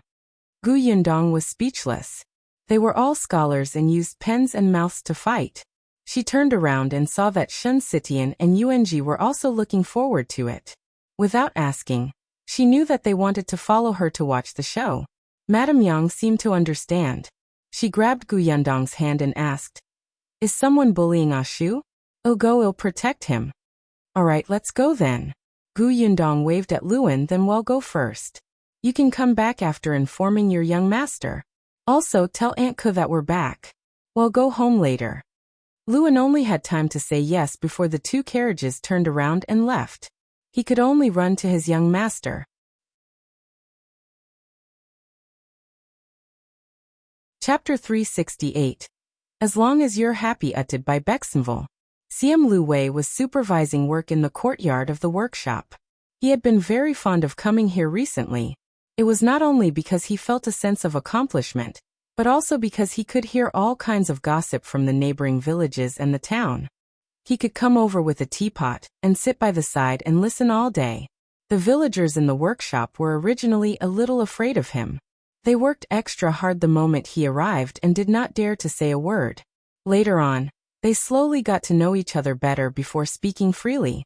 Moreover, they realized that young Master Lu actually liked to listen to gossip, so they racked their brains, even thinking of something that happened a few years ago. Lu Wei saw that they were skilled and did not slack off. He was also very easy to talk to. Unfortunately, the workshop would stop in a few days. The sugarcane harvesting season was almost over, and even the stock was about to run out. He could only regretfully close the shop first. Just as he was feeling dejected, he saw Luan rushing over. "Young master, something happened." He told Lu Wei about what happened at Dongyi Academy. When Lu Wei heard this, he pulled him and ran away without saying a word. "I knew that those poor scholars were indignant and hated Brother Qin. They would come and cause trouble sooner or later. Last time, they blocked Mrs. Qin at the door and almost caused her to be injured. Of course, Qin Wenzheng had to avenge them after that.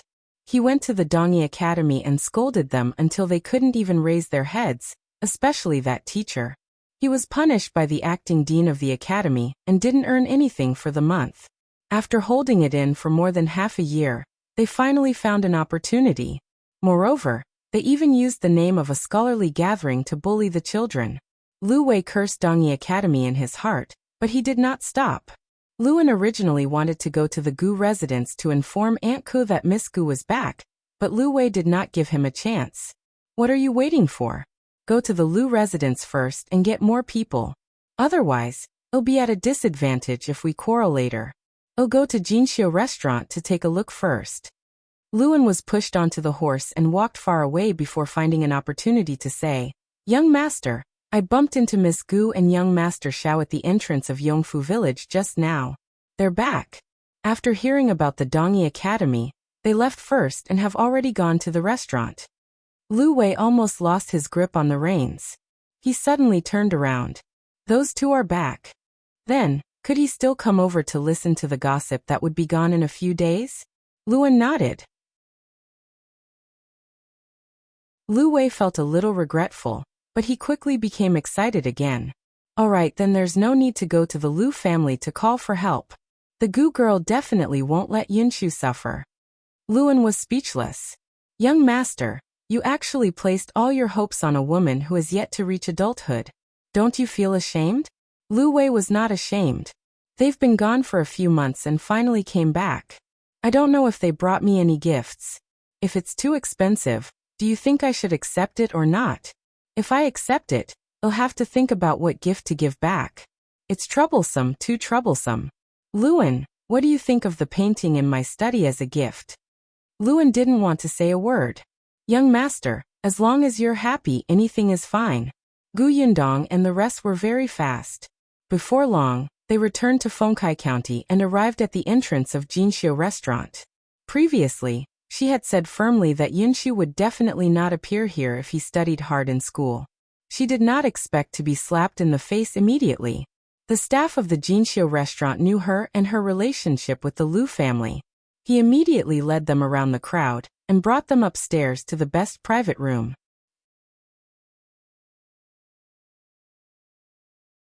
Chapter 369. Walk proudly uttered by Bexenville. Siam, it was already very lively downstairs. Gu Yundong looked down and did not see Yunshu and Lu Yi. He asked the waiter, "Where are your second young master and the rest?"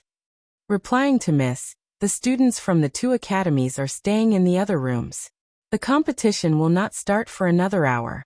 Second young master's academy's room is the second room on the left. Miss, do you want to go over and take a look?" "No need. Serve us food first. We've been traveling for most of the day. I'm exhausted." "All right," the shop assistant replied and immediately went downstairs. After they left, Shen Sitian asked in a low voice, "Yundong, are we really not going to take a look first?" Gu Yundong lowered her eyes and thought for a moment. "Let's wait for a while. If they are preparing for the competition and we disturb them, it will only cause trouble." She felt that Yunshu was not an impulsive person. Louis was more like a little adult. Since he had agreed, he should be confident. At this moment, in the second room on the left, there were more than 10 children standing or sitting. The oldest was only 12 years old. His name was Junkin. He was solemnly patting Gu Yunshu's shoulder. Yunshu, you're the youngest here and the last to enter the school. Coupled with your sister, they will definitely target you. However, don't be afraid. We just have to win 2 of the 3 matches. Gu Yunshu had only been in school for less than half a year. In fact, the earliest students here came to the school 2 years ago. Louis was only half a month earlier than Gu Yunshu. However, the difference was that Louis was the young master of the Liu family. Even before he entered the school, he had been enlightened by his family. Compared to Gu Yunshu, who had fled thousands of miles to this place without enough food and clothes, his starting point was much higher. Although Gu Yunshu could read before he entered the school, he could only read. He had not even memorized the 3-character classic. When Junkin thought of this, he could not help but sigh again. Unfortunately, those who can participate in the competition must be under 10 years old. Am not qualified. Gu Yunshu clenched his small fists and snorted coldly. Am not afraid. My elder sister said that we have to treat our enemies as cruelly as if hailstones had smashed through their heads. Moreover, we are not allowed to give them a chance to fight back. They can come over and see if I can beat them to death. The children were speechless. Junkin rubbed his forehead. Yunshu, we're fighting in literature, not martial arts. Even if it was martial arts, with this kid's small body, he could not defeat them. Gu Yunshu nodded. Of course I know. Am not afraid of literary battles. My elder sister can make their teachers faint. As her younger brother, I definitely can't ruin my elder sister's prestige. Even if I can't surpass her, I have to let them know that like sister, like brother. The little children were speechless. It was actually fine for such prestige to break. Don't cry. I'm very confident. My elder sister said that it's very important to compete in aura with others. When we walk out later, we have to at least raise our heads, puff out our chests, and suck in our stomachs. We have to walk like we don't care about our families or anything. The children were speechless. It was better for you not to talk to yourself. If your elder sister knew that you didn't care about your family, she would probably beat you to death. Everyone finally realized that this person was a big fan of his sister. He probably still didn't know what kind of competition he was going to face, right? A sobbing sound suddenly came from the corner. It's all my fault. If it weren't for me, we wouldn't have come here to compete.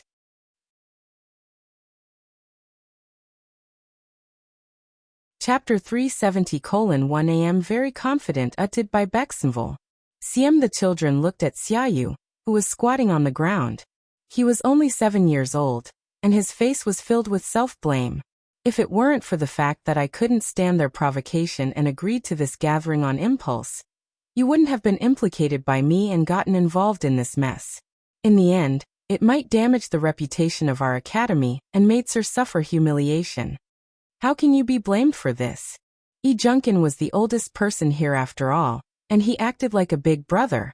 You fell into a trap to protect our little junior sister.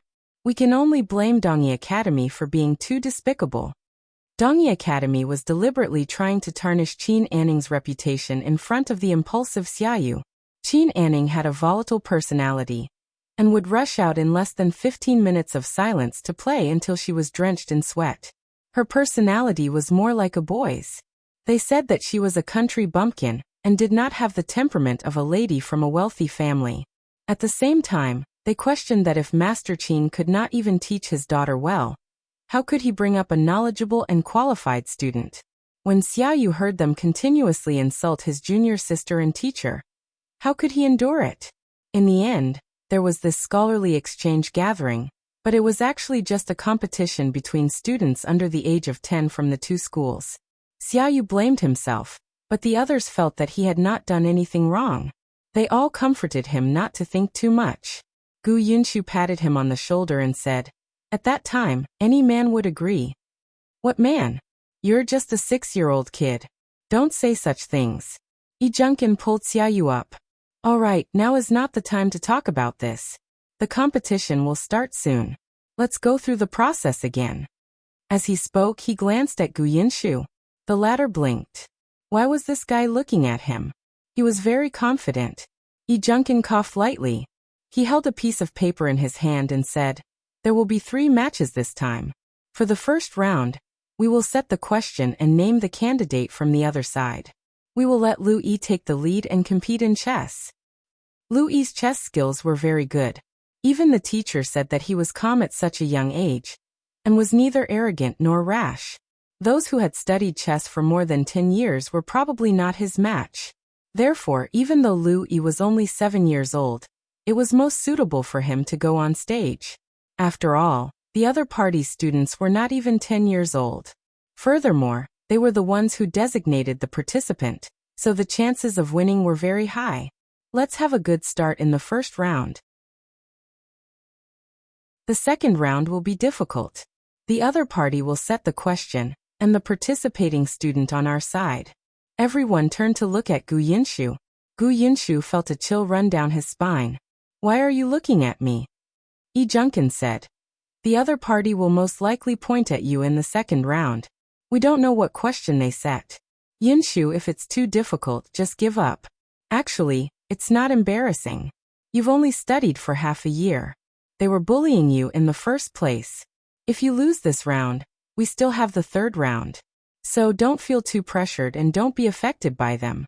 We have to have a strong heart. We can't be unable to recover from this setback, understand?" Jiang did not fully explain the matter. The Dongyi Academy had paid a lot of attention to Yunshu because of what happened to his elder sister last time. Jiang was afraid that when he lost, they might say some nasty words to avenge their teacher's humiliation. However, Yunshu was still young. When the time came, he would be dealt a huge blow. What if he got tired of studying?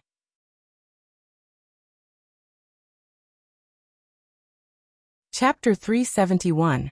I'll find someone to stabilize the situation uttered by Bexenville.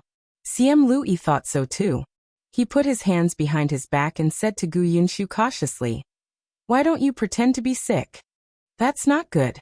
Yunshu was too energetic when he came in just now. "It's too fake to pretend to be sick now," a little kid said. Lu Yi was silent. He regretted not letting the waiters carry him in when he came in. Jiang waved his hand. "That won't do. We can only compete. As long as Yunshu treats it normally." Everyone thought of Yunshu's ability to comfort himself by talking to himself. He should probably be able to treat it normally. Therefore, the most important thing now is the third round. The third round will be set by the County Academy Overseer. He won't specify who will participate. When the time comes, we'll see who's good at solving the questions set by the Overseer. Although he said that, the 12-year-old Jiang was thinking more. This County Academy Overseer was invited by Dongyi Academy. Although he was not biased in front of everyone, who knew if he would reveal the question to Dongyi Academy in private. It was a pity that the headmaster was not around. Otherwise, they would not be able to do whatever they wanted. Jiang patted his face. He could not think about such a depressing thing. Now that things had come to this, he could only give it his all. He exhaled and clenched his fists. "Well, definitely win." The other children were stunned for a moment before they suddenly laughed and shouted together, "Well, definitely win." A childish voice suddenly sounded, causing the outside to fall silent for a moment. Even Yundong could vaguely hear it. The dishes from the Jinxiu restaurant were already placed in front of her. When she heard the sound, she was stunned for a moment before she smiled. At this moment, the door was suddenly pushed open. Immediately after, Lu Wei rushed over with a smile. "You're really back. Hey, why didn't you tell me in advance so that I could pick you up and welcome you back, right?" "Oh right. Did you bring me any gifts?" "I don't want a lot. Anything is fine." Yundong and Shao Qingyuan looked at each other, and silently turned their heads away. When Lu Wei saw this, he was about to explode. "You didn't bring me anything?" All right. I brought something for you. It's in the carriage." Yundong waved her hand. "Did you rush over just to ask about the gift? I thought you were concerned about your brother." Lu Wei was stunned for a moment. When he heard that there was a gift, he was relieved and wasn't in a hurry to look at it. The surprise had to wait until the end. He sat down and drank a cup of tea. Of course I'm concerned about my brother. I didn't expect that little old man to cause such a scene. I just got someone to help. He called Louis little old man. After Lu Wei heard the rules of the competition from Luan, he also had the idea that the county academy overseer might be bribed. Therefore, he still got someone to send a message to Duan Jingyuan, who was in the county academy, and asked him to come over quickly to stabilize the situation. Therefore, he came a little late and only arrived when the others were eating. The competition hasn't started yet. Have you seen your Yunshu? Let's go and take a look together. It'll give our little old man some confidence so that he won't tremble in fear. If he loses the competition later, he'll have to cry under my blanket. Lu Wei couldn't be bothered to eat. He stood up and was about to leave. Unexpectedly, Shao Qingyuan pulled him back. Just as he was about to ask, he saw Yundong nod her chin and point at a corner below. Look there. Looks like we don't have to worry. Huh. Lu Wei replied and quickly looked over.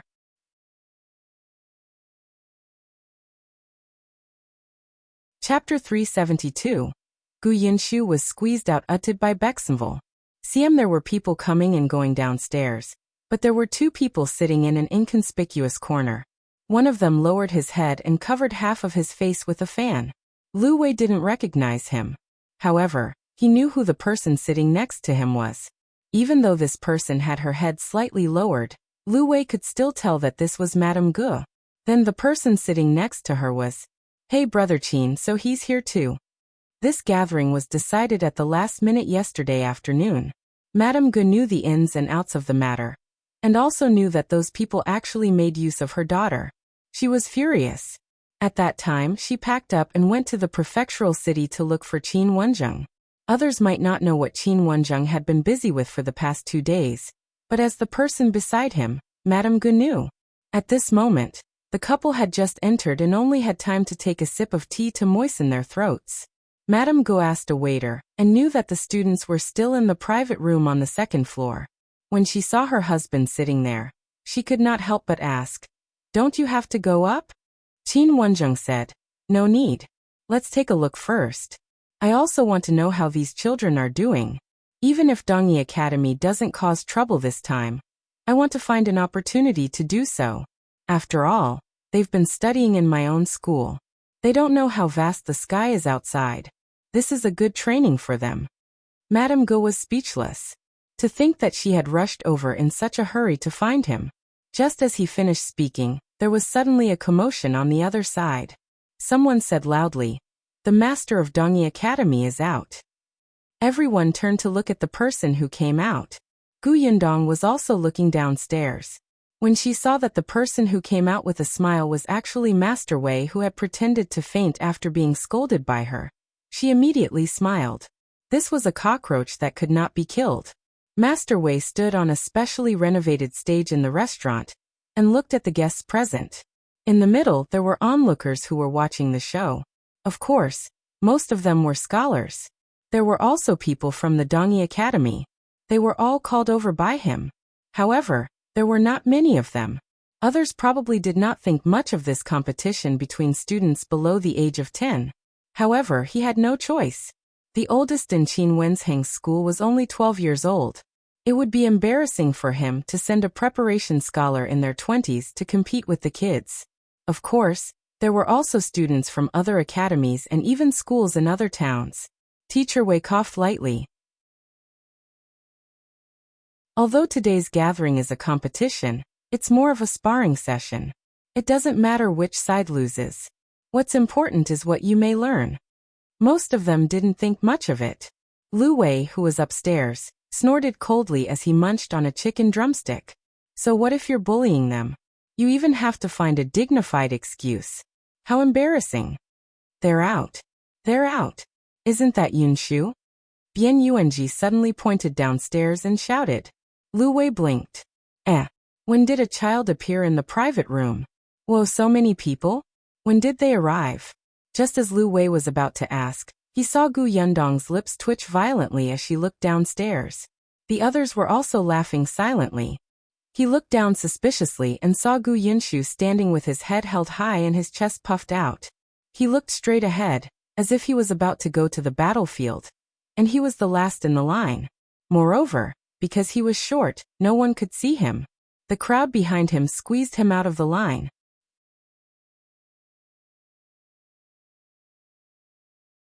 Chapter 373. You're clearly short-utted by Bexenville. CM Yunshu was dumbfounded. He swayed twice before stabilizing himself. He glared at the team that was a meter away from him. His little face squeezed into a ball. Lu Yi, who was still standing at the second-last place, felt that something was wrong. He turned his head, but did not see anyone. Hence, he quickly squeezed over and held his hand as he followed. Yunshu, don't walk around. There are many people here. If you're alone, what if you're kidnapped by the Dongyi Academy?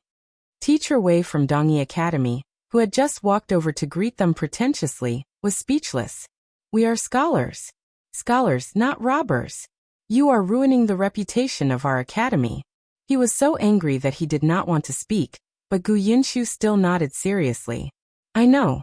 I was pushed out just now. I suspect that this is Dongyi Academy's scheme. Fortunately, you discovered it early. Master Wei. You're the one who's short. When Lu Yi heard this, he tightened his grip on Lu Wei's hand. Lu Wei, who was upstairs, laughed out loud and almost fell out of the window. Shao Qingyuan couldn't stand it anymore. He grabbed his robe and pulled him back. Ha ha ha ha. Lu Wei couldn't stop at all. Did you see Master Wei's expression? Although I didn't hear what our little old man said, I don't think it was anything good. Ha ha ha ha ha. And Yunshu was actually squeezed out. Look at his expression. I'm dying of laughter. Gu Yundong glanced at him and said with a fake smile. Continue to smile. I'll convey everything you said to Lu Yi and Yunshu. Burp. Lu Wei's laughter stopped abruptly. I'm joking. Don't tell them. What if those two children cry? He quickly changed the topic. Hey, who are these people? I've never seen them before. Gu Yundong briefly introduced them. This is my cousin Bian Yuanji. This is Shun Sitian. The four people over there are Mao, Shu, Go, and Zhu. Lu Wei's forehead twitched. Could their names be more creative? However, he did not seem to have seen the Gu family's father. There was only a cousin. It seemed that he had not been found. Lu Wei sighed inwardly. He wanted to comfort her, but he felt that she didn't need it, so he simply turned his head to look at the situation downstairs. At this moment, the students from both sides had already gone on stage. The students on Master Qin's side ranged from tall to short. It was obvious that they were of all ages. On the other hand, although Dongyi Academy was also filled with young students, they were at most 1 or 2 years apart in age. There were definitely no children below the age of 8. Discussions were going on below the stage, but Master Wei was scoffing in his heart. They had agreed on a competition between people under the age of 10. If the other school could not find anyone old enough, they could not blame him, right? Teacher Wei coughed lightly and said, the rules have been said before. There will be 3 competitions. The first 2 competitions will be set by the 2 sides in turns. The third competition will be hosted by Educator Lu from the county school. Now let's begin. The people on both sides left the stage. The surrounding students saw that not only was there a teacher accompanying Dongyi Academy, but there were also older students. Those students below the age of 10 had them as their backing. All of them were full of confidence and high spirits. On the other side, everyone sighed. The headmaster was not around. The oldest was only 12 years old. They looked like a group of weak, pitiful, and helpless children. Junkin took a deep breath and turned to ask Lu Yi, are you ready? Yes. Lu Yi nodded with a tense expression. No problem.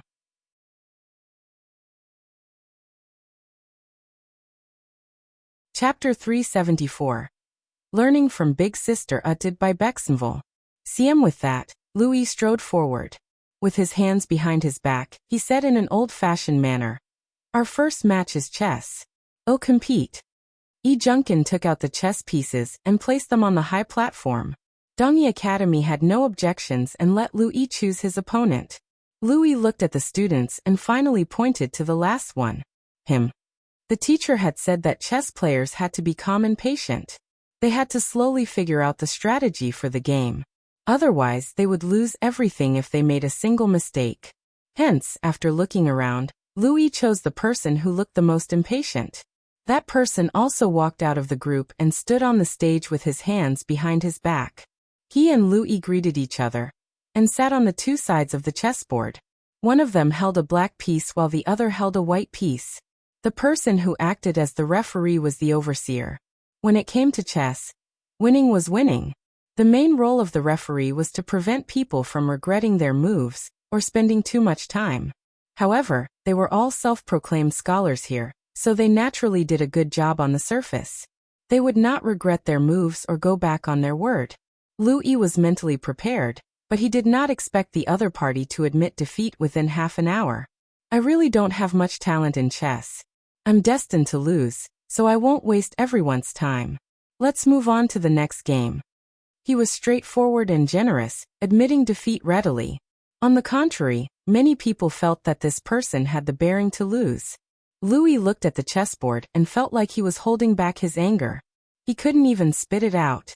This person's chess skills were indeed average, but he could clearly last for a period of time. However, if they continued to play, Dongyi Academy would only lose even more miserably. It might even highlight Louis' superb chess skills at such a young age. How could Teacher Wei allow them to step on his students' weaknesses to improve their reputation? Therefore, he decided to surrender halfway. After all, the second round was the focus of his preparations. Upstairs, Lu Wei frowned. The other party did it on purpose, right? Our little old man looks very unhappy. Gu Yundong lowered her eyes. It seemed that they were not only going to humiliate the losers, but also the winners. This scholar's scheming made people feel inferior. Downstairs, Madame Go also frowned. You really don't need to go over? Qin Wenzheng shook his head. No need. Louis will be able to adjust himself soon. As expected, as soon as he finished speaking, Louis pursed his lips and solemnly walked to Gu Yunshu's side. Next, it's up to you. Remember, if the other party is too strong and chooses your weakness, then you should be like that person just now and admit defeat quickly. In any case, Yunshu was the youngest. No one would laugh at him. However, the effect might not be too good after copying Dongyi Academy's method. Everyone might even find it boring. No one wanted to see someone admit defeat so early. The first round was fine, but if the second round was still like this, they would be criticized. Gu Yunshu clenched his fists. I won't admit defeat. At most, he would scold the other party until they fainted. He would learn from Eldest's sister. As expected, a student from Dongyi Academy chose Gu Yunshu as his opponent. There was even a malicious smile on his face as he looked at him provocatively. Yunshu walked up the stage calmly. The other party was taller than him. He puffed up his cheeks and was a little angry. When he looked up, his neck was tired, so he decided to keep his eyes lowered. Hence, the other party's provocative gaze was ignored by him.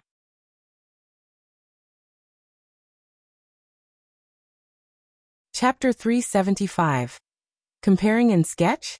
Uttered by Bexenville. CM Master Wei looked at the two of them and said with a smile, the second round is a competition of painting. Painting? Yi Junkin and Louis looked at each other. It was over. Yunshu was still learning the basics, and had just drawn it twice. It was obvious that the other party was very skilled. Master Wei saw that they were anxious and seemed to be unsatisfied. He continued, moreover, our painting this time will be different from before. Our academy has recently taught us a new painting method. It can draw people vividly, as if they are directly copied. As he spoke, he looked at Gu Yunshu. I heard that your teacher has been learning this painting technique recently. I believe he has already taught you. Since everyone hasn't been learning for long, this competition is naturally the fairest. Yi Junkin was a little annoyed. They had never learned any new painting techniques. This Master Wei was talking to himself, and even wanted to step on them. He was simply detestable. The other students wanted to speak, but Yi Junkin stopped them. There's no need to make meaningless arguments. Otherwise, we'll fall before the competition even begins. He pursed his lips and said in a low voice, let's see what the new painting method they're talking about first. They could not shout at this moment, or they would only embarrass themselves further. Looking at Master Wei's expression, It was obvious that he was waiting for them to refute. Now that he saw that they were silent, there was still a trace of regret on his face. Teacher Wei could only turn his attention to Yunshu and ask, "Do you have any questions?" Yunshu shook her head, full of confidence. "No problem." Not far away, Wenzheng sighed. Newborn calves are not afraid of tigers. This kid is just like his sister. Isn't he fine? From the looks of it, he won't collapse even if he loses. Although Madame Gu was worried, she was still amused by Yunshu. Teacher Wei snorted secretly and asked someone to bring the items up. 2 tables, 2 chairs, a few sheets of paper, 2 charcoal pencils. Gone. The people below looked at each other in confusion. Painting, brush, ink, paper, and inkstone were always the most basic equipment when it came to painting. Now there was only brush and paper, and it was a charcoal brush? Yunshu touched his chin and looked at the familiar thing. He sat down properly. Master Wei said, "Today, you will use this charcoal brush to paint. How about painting me?" He then asked the waiter for a chair and sat upright on it. He placed his hands on the armrests of the chair and looked straight ahead, seeming unfathomable. The students from Dongyi Academy nodded. Fine." With that, he sat down and pondered for a moment with the charcoal brush in his hand before starting to work. Yundong, who was in the private room on the 2nd floor, was shocked. The new drawing method they were talking about was sketching? She narrowed her eyes slightly. So someone had already figured it out on their own. She just didn't know how effective it would be. The people downstairs were all craning their necks to look up at the high platform. There were also people whispering, especially the scholars who seemed even more anxious. On the high platform, only the students of the Dongyi Academy were drawing. One moment he was painting, and the next moment, he was looking at Teacher Wei. It looked like he was quite serious. Yunshu did not move. No one knew what he was thinking, but he would occasionally look at the other party's painting. On the other hand, Junkin and Lu Yi were a little anxious. Since he was not doing anything, why not just admit defeat? Junkin's expression was serious. Just as he was about to speak, Lu Yi suddenly tugged at him. "Look at Yunshu." Junkin was stunned. He looked up and saw that Yunshu had already picked up a charcoal brush and was lowering his head to paint.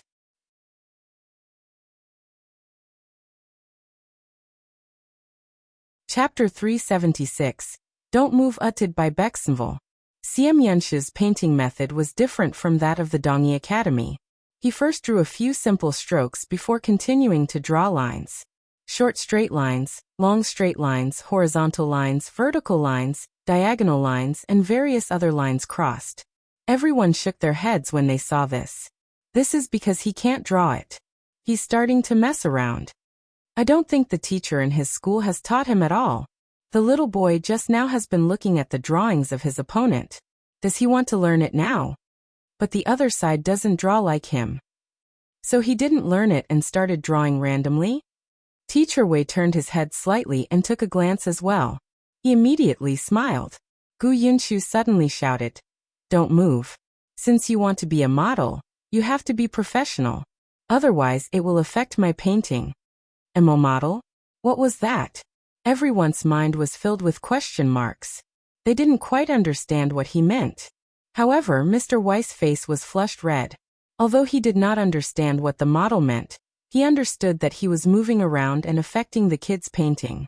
He flew into a rage out of humiliation. "You're painting? You're doodling randomly like an expert. Let's see how you end up later." Although he thought so in his heart, he really stopped moving. The student of Dongyi Academy was still focused. In fact, he had already drawn Master Wei before. From the complete lack of resemblance, the lines slowly curved. There were already many drawing papers lying in his bookshelf. Yunshu's lines were almost done. He began to draw slowly and emphasized some areas. Gradually, the originally messy lines were connected, forming his eyes and nose as if they were alive. Like a magic trick, they suddenly became three-dimensional and turned into a face. Hiss! The people nearby couldn't help but widen their eyes. He looked at the painting, then at Master Wei, and then at the painting. They were really the same. Master Wei frowned subconsciously.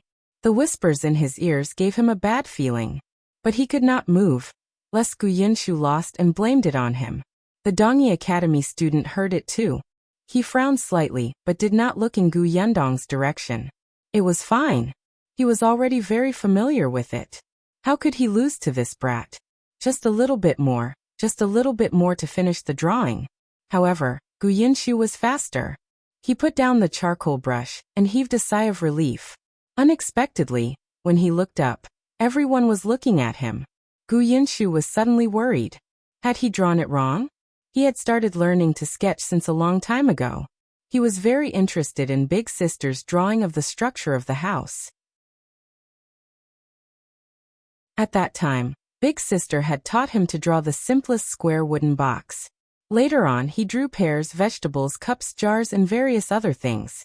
Then he drew people. However, eldest sister said that this painting could not be spread out, and that no one could know that she had taught him, unless one day, there was someone outside who knew how to draw like this. Today, when he saw the charcoal brush taken out by Dongyi Academy, he had been guessing. Then, when the other party drew the outline, he realized that he could draw outside. Although the order of painting was different and he started from the lines, it didn't matter as long as he drew well. But why was everyone looking at him with burning eyes? Could it be that he had done something wrong? He was a little flustered. What should he do? Finally, Dongyi Academy finished drawing. The other party put down his brush. As the model, Mr. Wei secretly heaved a sigh of relief.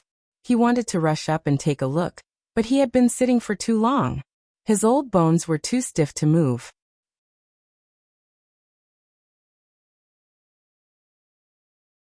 Chapter 377. Wenzheng is here uttered by Bexenville. It was County Academy overseer who picked up the two paintings and looked at Master Wei with a complicated gaze. He said, "It seems that I don't have to judge. Everyone knows whose painting skills are better." Teacher Wei stood up slowly and raised his chin confidently. However, in the next moment, the overseer's words struck him like a bolt of lightning, almost breaking his bones. "I now announce that the winner is Yunshu." Impossible. Teacher Wei suddenly regained his strength. He strode forward with his stiff legs and walked in front of the County Academy teacher. He snatched the paintings. When he saw Yunshu's painting, his eyes widened in disbelief. How was this possible? Impossible. He had secretly gotten someone to get information from these students. Wenzheng had never taught these people this painting method. He heard that Wenzheng was still thinking about how to do it. Wenzheng would not rashly teach his students things that he had yet to understand. However, looking at Yun's painting, it was obvious that he was very familiar with it. It was impossible for him to draw it so realistically without more than half a year of practice. Educator Lu secretly sighed and took back the two paintings. Today's competition was originally best of 3. Now that Teacher Qin's students have already won 2 consecutive rounds, there's no need to start the 3rd round. As he spoke, he cared about Dongyi Academy's reputation and added, "However, we agreed that this is just a sparring. Winning or losing doesn't matter. At least everyone present today has seen this very special new painting method. Even I've broadened my horizons and benefited greatly." He laughed as he spoke, but Teacher Wei did not seem to appreciate it. He still could not accept the fact that he had lost 2 rounds in a row. That's impossible. He definitely didn't draw this. He must have. Before he could finish speaking, he was interrupted by a mocking voice from behind. "How is it impossible? Under everyone's eyes, could it be that my student cheated?" Everyone looked back and saw Wenzheng walking over with a dark expression. Although he looked calm, he was screaming in his heart. Especially when he saw Yunshu's painting, he almost could not stop himself from taking it over for a good look. Junkin and the others surrounded him happily. Master, you are back? Teacher, we won." Wenzheng nodded slightly. "Yes, you guys did well." The little kids, who were praised, were so happy that their faces turned red. One had to know that the teacher was usually very serious. It was too difficult to hear praise from him. Wenzheng looked at Teacher Wei again and sneered. "Dongyi Academy is indeed dignified.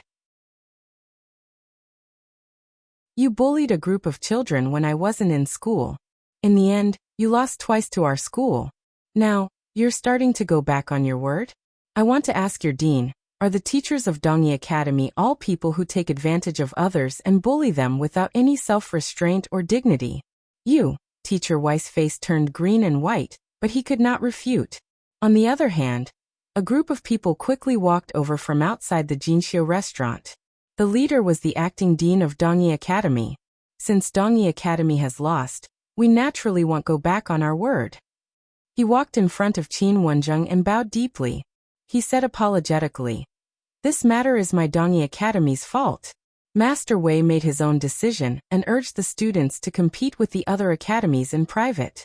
He violated the big taboo of our Dongyi Academy. Master Qin, don't worry. Dongyi Academy will definitely give you an explanation.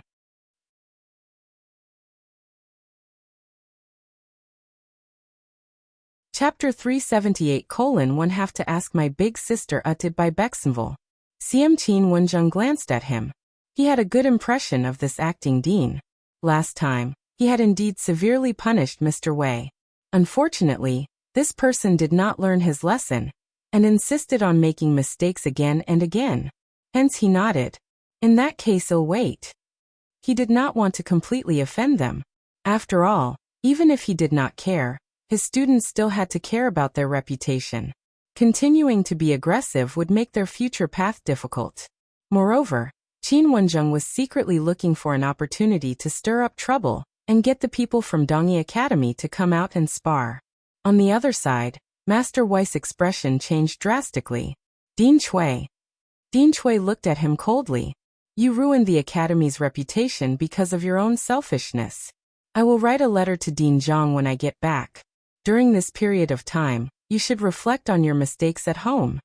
Teacher Wei was recruited by Dean Jiang. Whether he could continue to stay in the academy still depended on Dean Jiang. After saying that, he looked at the other students who had come with Master Wei. You will be punished when you return to the academy. The students immediately lowered their heads. No one dared to speak. Teacher Wei was indignant.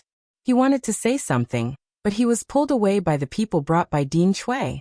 Dean Chui apologized to Qin Wenzheng again. Then I'll leave first. If there's a chance, I'll ask Master Qin for guidance on paintings. Before he left, he took another look at Gu Yunshu's portrait. The people from Dongyi Academy left one after another. Everyone could not help but look at Master Qin and the other students.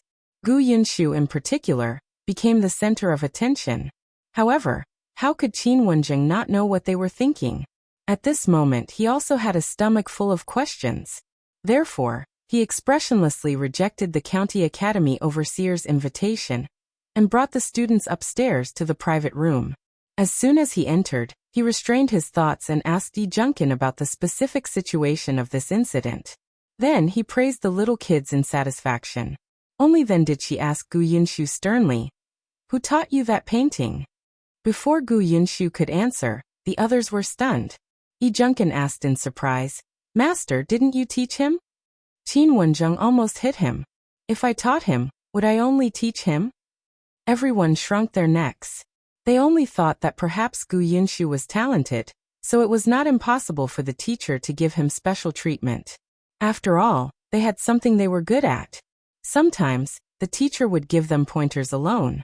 For example, Lu Yi's chess skills were good.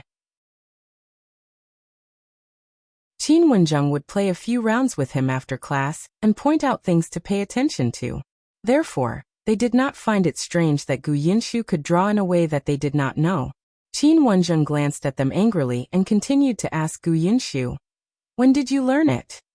Gu Yunshu thought for a moment. "I have to ask my elder sister if I can tell you." Qin Wenzheng was speechless. "I'm your teacher and you're still keeping it a secret from me?" But on second thought, he had first seen this kind of painting on the wanted poster. Even the prefecture magistrate had kept it a secret for the artist, so it was understandable that Gu Yunshu did not say anything.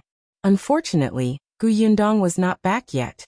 Just as he was thinking about it, there was a knock on the door. Qin Wenzheng frowned. The students downstairs must have refused to give up and wanted to ask about the painting. Seriously, he hadn't even asked it yet. These people were so annoying. Qin Wenzheng opened the door impatiently. "What do you want?" "I'm busy."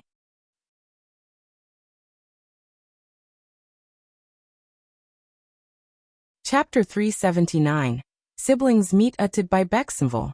CM the person standing at the door smiled. Master Qin, long time no see. Qin Wenzheng widened his eyes in shock. You Gu Yundong? You're back? When Gu Yunshu heard the familiar name, he hurried out of the private room. When he saw his eldest sister, his eyes lit up. Big sis, you're back. When did you come back? Why are you here? Did you see my competition just now? Wasn't it great? I listened to you well. When others came to bully me, I was imposing. He was overjoyed. After nagging for a while, his eyes turned slightly red again. Big sister, I was obedient and took good care of little sister. Every day, she ate well, drank well, and wore warm clothes. She didn't fall sick. The teacher said that I've improved a lot in my studies. Aunt Ko also said that I'm like an older brother. I just missed you and mother and looked forward to your return every day. The child was extremely obedient. Gu Yundong's heart ached and softened. After not seeing each other for a few months, Gu Yundong realized that this kind of kinship was really heartwarming and unforgettable.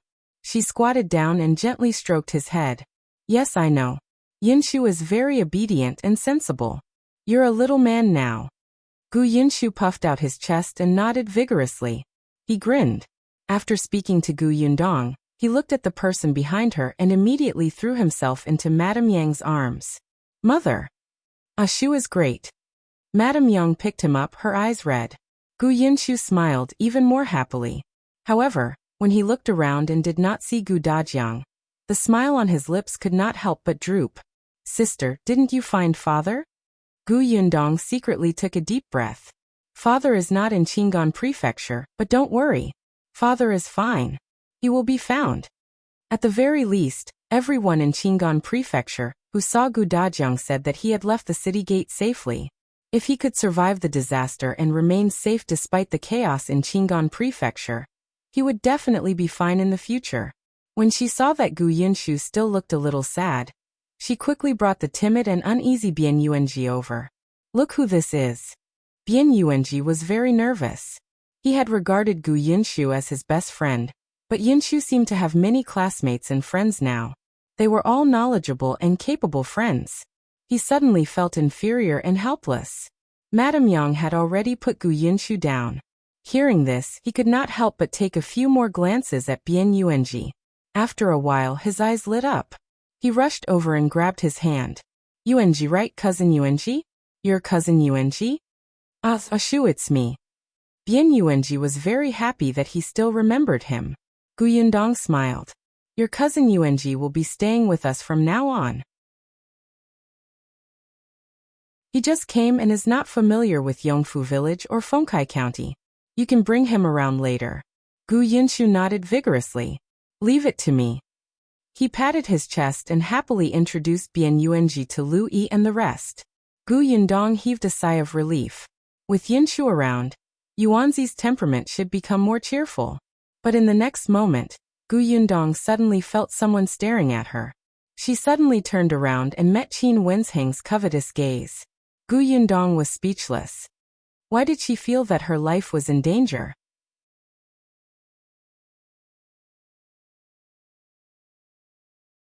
Chapter 380. That painter was actually Gu Yundong? Uttered by Bexenville. CM Gu Yundong was not the only one who felt the danger. Even Shao Qingyuan could not help but frown and stand between them. Perhaps only Madame Gu knew what her husband's gaze meant. She touched her forehead and walked over to talk to Gu Yundong. When did Yundong come back? I just came back. I heard about what happened here, so I came over to take a look. I haven't returned home yet. Gu Yundong said as she walked in. However, Qin Wenzheng kept following her, looking like he wanted to say something but hesitated. Gu Yundong could not take it anymore. Master Qin, if you have something to say, just say it. Well, Qin Wenzheng was still a little embarrassed. After all, this matter was actually quite difficult. The prefecture magistrate was so tight-lipped that he refused to reveal a single word. Wasn't it making things difficult for Gu Yundong if he asked her? However, he could not help but ask in a low voice. Who taught Yunshu how to draw? Gu Yundong was stunned. She did not expect him to look at her with such a burning gaze just to ask this. The corners of her mouth twitched. Suddenly, she seemed to have thought of something and asked, "Do many people know how to draw like this now?" Qin Wenzheng was a smart person and quickly reacted. He immediately nodded and said, "Indeed, many people have already learned it. I know of 3 painters in the prefecture capital. They have been practicing since they saw the wanted poster back then. Therefore, you don't have to worry about exposing that painter and bringing him danger." "You're painting too?" Qin Wenzheng admitted straightforwardly. "Yes, and my painting skills are better than those painters in the prefecture capital. It's just that I keep feeling that something is missing. When I saw Yunshu's painting today, I suddenly felt enlightened. However, I can tell that he's still a beginner after all. He's still too young." Yundong fell into deep thought. Since the painters in the prefectural city knew how to do it, even if their drawings were average, at least if she created a missing person notice, it would not seem unique. This time, she wouldn't have to specially draw other missing persons to hide her identity, like she did in Qingyuan Prefecture. Later, she would draw portraits of eldest aunt and the others and paste them. The chances of finding them would more or less increase. Yundong. Qin Wenzheng's angry voice suddenly sounded in her ears. She quickly turned her head, and saw that his expression was dark and ugly. Yundong blinked and asked softly, "Did you say anything just now?" Qin Wenzheng sneered. Her brother was still a student under him. As a family member, she actually did not have any reverence for him. It was simply outrageous. It was Shao Qingyuan who said, "Master Qin asked you, who is the master who taught Yunshu to paint?" "It's me." There was nothing she couldn't say now. Qin Wenzheng was so angry that he laughed. "You? You really take yourself seriously?" Yundong raised her eyebrows and smiled. Qin Wenzheng frowned and took a few more glances at her. Thinking of Yunshu's technique, he hesitated for a long time before asking uncertainly, "Was it really you? If you don't believe me, ask Yunshu." Qin Wenzheng gasped. The person he had tried so hard to find was actually Yundong? This person was right in front of him, but he actually didn't know. Qin Wenzheng rubbed his chest. He felt that he had to calm down. After a while, he raised his head again. His eyes were shining as he looked at Yundong excitedly. "Tell me what's so special about this painting method. What's the best way to start and what's the main point?" "Sure."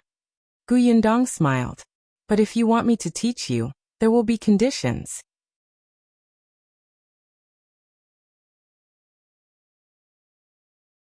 Chapter 381.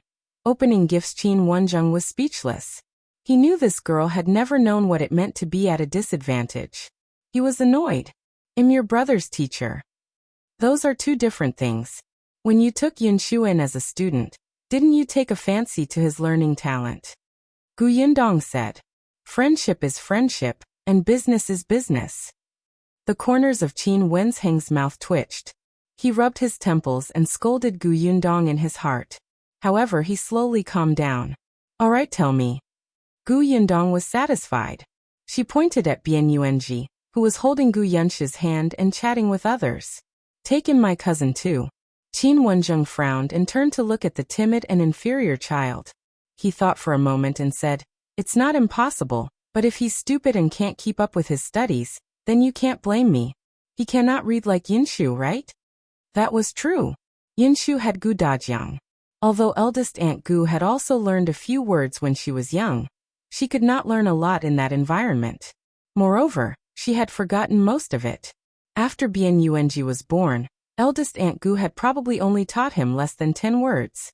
He did not have a foundation like Yunshu's, but Yundong still felt that she should send him to school.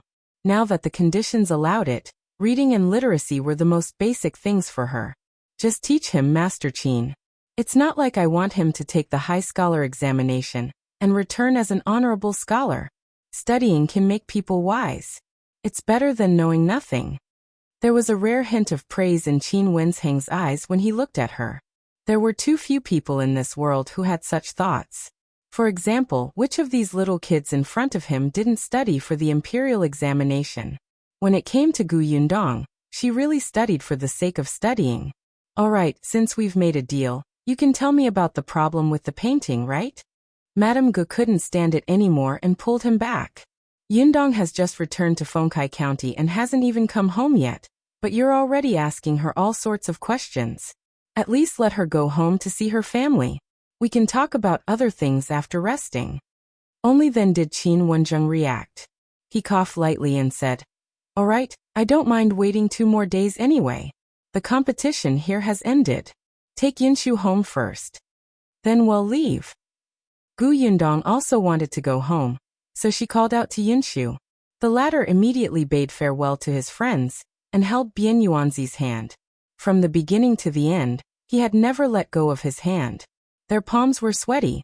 However, Bian Yuanzi was very happy. The uneasiness of meeting a friend he had not seen in a long time in a strange place seemed to have been soothed. Shen Sitian, Cat and the rest were still in their original room. When Gu Yundong returned, he happened to see Lu Wei asking a few people about what he had seen and heard along the way. At the same time, he wanted to find out what gifts Gu Yundong and the rest had prepared for him. Gu Yundong was speechless. "Your brother is next door. Why don't you go and comfort him? Are you his elder brother?" She ignored Lu Wei and introduced the others to Yunshu. Then, under his curious gaze, she asked Mao to take a box from the carriage and handed it to Lu Wei. Then she left him behind, and the group returned to Yongfu village happily. Lu Wei held the gift box and didn't care if they left or not. He sat in the private room and opened it happily.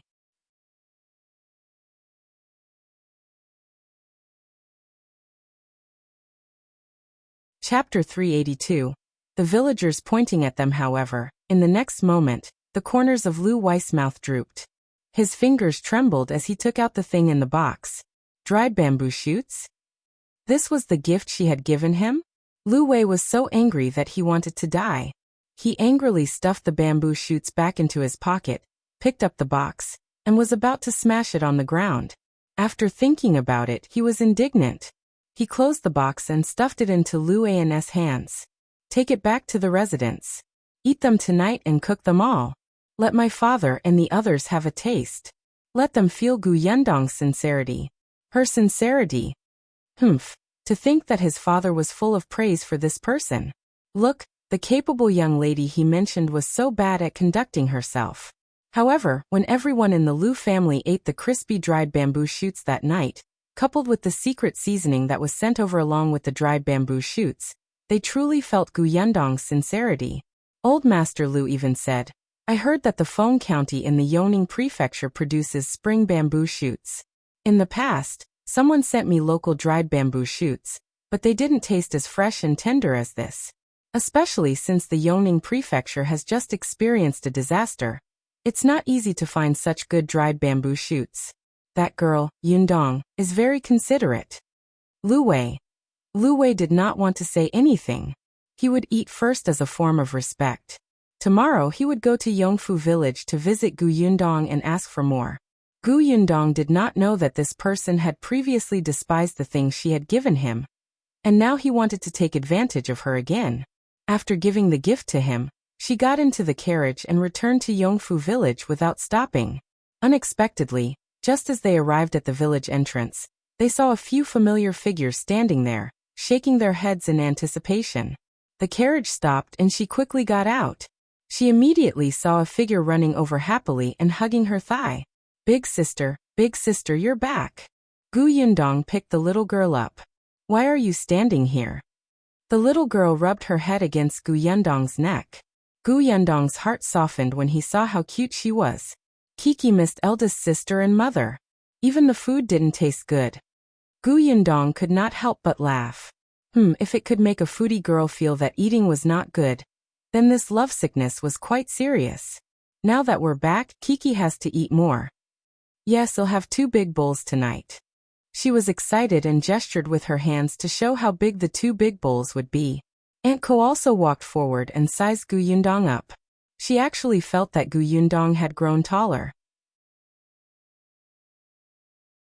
She explained, "Someone said that he saw you guys coming back, but you turned around and left as soon as you entered the village."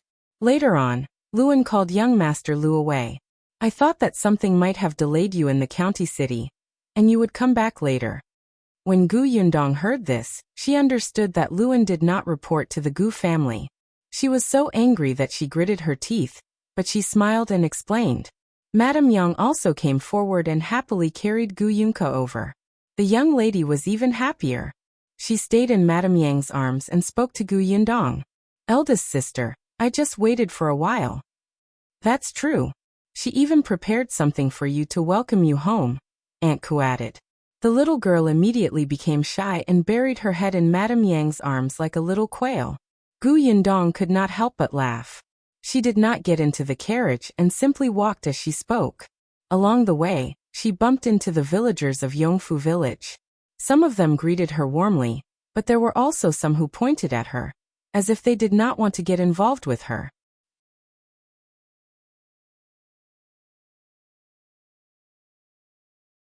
Chapter 383. You eloped. Gu Yundong raised her eyebrows. After experiencing such treatment for the third time, she could not help but look at Aunt Ku. Aunt Ku snorted. Ignore them. They're just a bunch of gossipy old women who have nothing better to do. Gu Yundong found it funny. She was already gone. How could there still be her gossips in this village? What's going on? Aunt Ku originally wanted to tell her when they got home, but since she had asked, she did not hide it from her. I wonder who spread the news that you eloped with Shao Qingyuan. Huh? Elope? Gu Yundong's mind was filled with question marks. She could not help but turn to look at Shao Qingyuan. Then, she remembered that Shao Qingyuan had been pulled away by Qin Wenzheng before leaving the restaurant. He said that he had something to tell him. She didn't know what Qin Wenzheng was up to, and why he was being so mysterious. Aunt Ku sneered. You had already been away from the village for 2 months before Shao Qingyuan left. How can he get involved with you? Besides, why do the two of you have to elope? You have a house, land, and family here.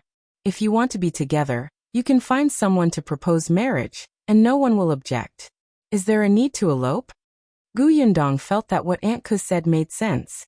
Perfect. I reckon he'll come to the house to propose a marriage in a few days after he goes back. Aunt Ku suddenly paused and looked at her in disbelief. Are you serious? He convinced you just like that? You agreed. You're too unreserved. I've been reserved. It was 15 minutes. Aunt Ku faked a smile and looked at her as if she expected better from her. Although she knew that with Shao Qingyuan's attitude, Gu Yundong would definitely not be able to escape from him, but she should at least struggle for a year or two. She had really overestimated her. She had given herself away after going out for a while. Aunt Ku was a little heartbroken, but when it came to serious matters, she still frowned. Marriage proposal at this time? I'm afraid the rumors will become more and more intense. Let them say what they want. Anyway, my workshop is going to recruit people again. Whoever talks behind our backs can forget about coming in. I won't indulge them. Most people in Yongfu village were still friendly, but no matter where, there would always be some idle and talkative people who insisted on coming out to make their presence known. Aunt Ku smiled. That's true. Don't worry, I've already memorized all the people who badmouthed you. I'll tell you later. Gu Yundong looked at her and smiled. There was no need to say anything. Tong Shuetao, who had heard everything from the beginning to the end, could not help but feel a little excited. Miss was indeed that Mississippi. She bore grudges. Now that she knew the reason, Gu Yundong no longer paid attention to those strange gazes. The group of people walked majestically towards the foot of the mountain. Gu Yundong realized that there had been a lot of changes along the way. At the very least, some of the villagers' appearances were very different. There were also a few families whose houses had been renovated or rebuilt. It gave her a momentary illusion that she had not been back for a long time. Aunt Ku explained. The conditions of the few families that work in your workshop have improved. At the very least, they can eat well and dress well when they take back the salary for the past few months. There are also those who work for Feng Danning. Because of your house as a signboard, they have been working nonstop for the past few months. Many people have been looking for them. Look, Feng Danning's family has already built a few more rooms. There are also some small workers under him who have also repaired the house. What Aunt Ku did not say was that when village chief Chunliang saw that the villagers' lives had improved so much, He was really grateful to Gu Yundong. He smiled every day. Gu Yundong had a smile on her face, and she was also very happy. As they spoke, they arrived at the entrance of the house. However, Gu Yundong suddenly stopped in her tracks and looked at the house in front of her in a daze.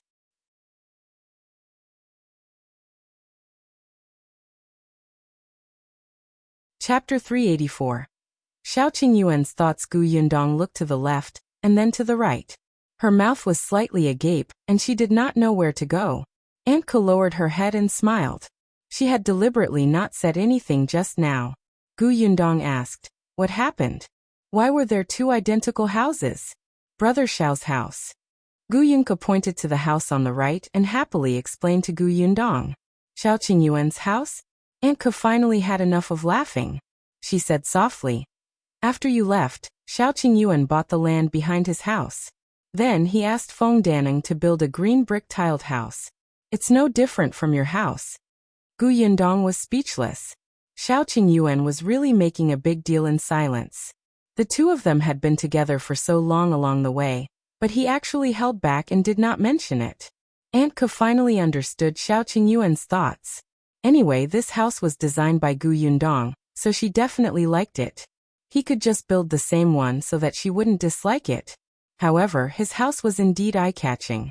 The Li family had come to the vicinity more than once. This family was really interesting. When Shao Qingyuan was around, they didn't even dare to approach it. After he left, they looked envious and wanted to move in. They even went to look for Chen Liang. Unexpectedly, Lu Wei came over. He directly dragged his luggage and moved in. It was precisely because of this new house that he stayed in Yongfu village for more than half a month every month. Although the Li family coveted this house, they didn't dare to offend Lu Wei. They had tried to come over to talk to him several times, but were chased away by Lu Wei's servant Luan. Now that Shao Qingyuan was back, they could forget about it. Gu Yundong took a few more glances at Shao Qingyuan's house and found it rather interesting. They looked exactly the same on the outside, but she did not know what was inside. She thought about it as she walked through the front door. It was only at this moment, standing in the familiar front yard, that she suddenly felt her heart calm down. She was back. This was her home, a place where she could relax completely. She turned around and looked at the Tong family. "It's been hard on you all during this period of time." The Tong family shook their heads in unison. "It's not hard. It's good that Madam and Miss are back. The hot soup and water have been prepared. Miss, do you want to rest for a while?" It was a little late now. Gu Yundong had traveled a long way and indeed wanted to take a hot shower to relax. "All right." Gu Yundong nodded and introduced Shen Sitian and the rest. "Miss Shen will stay at our house first. Mao and the others will stay at Brother Shao's house." If Shao Qingyuan still lived in his old house, Gu Yundong would not let them go. But his house was so big now. It was too empty and lonely for Shao Qingyuan to live alone. Bian Yuanji and Yunshu shared a room. Previously, Yunshu had stayed with Yang Kiki. Now that Yuanji was here, he had a companion. The two little fellows had already discussed it on the way. Bian Yuanji was originally a little nervous, but when he heard that he could be with Yunshu, he hurriedly nodded and agreed. On the other hand, Gu Yunke took a few more glances at Bian Yuanji. She had not noticed earlier, but now she realized that her brother had been holding hands with a little brother. The little girl pouted. In the past, every time her brother came back, he would call her sister loudly and pat her head. Not today. Angry. But when she saw Gu Yundong, she became happy again. Alright, since she didn't talk to her brother immediately today, they were even. She wasn't angry anymore. After mentally preparing herself, the little girl walked to Bian Yuanji and asked, "Who are you?"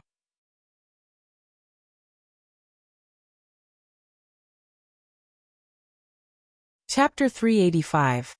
I'm Not Brainy. Bian Yuanji didn't know how to respond to the obedient and soft little girl. He stammered, My name is Bian Yuanji. I'm your cousin's cousin."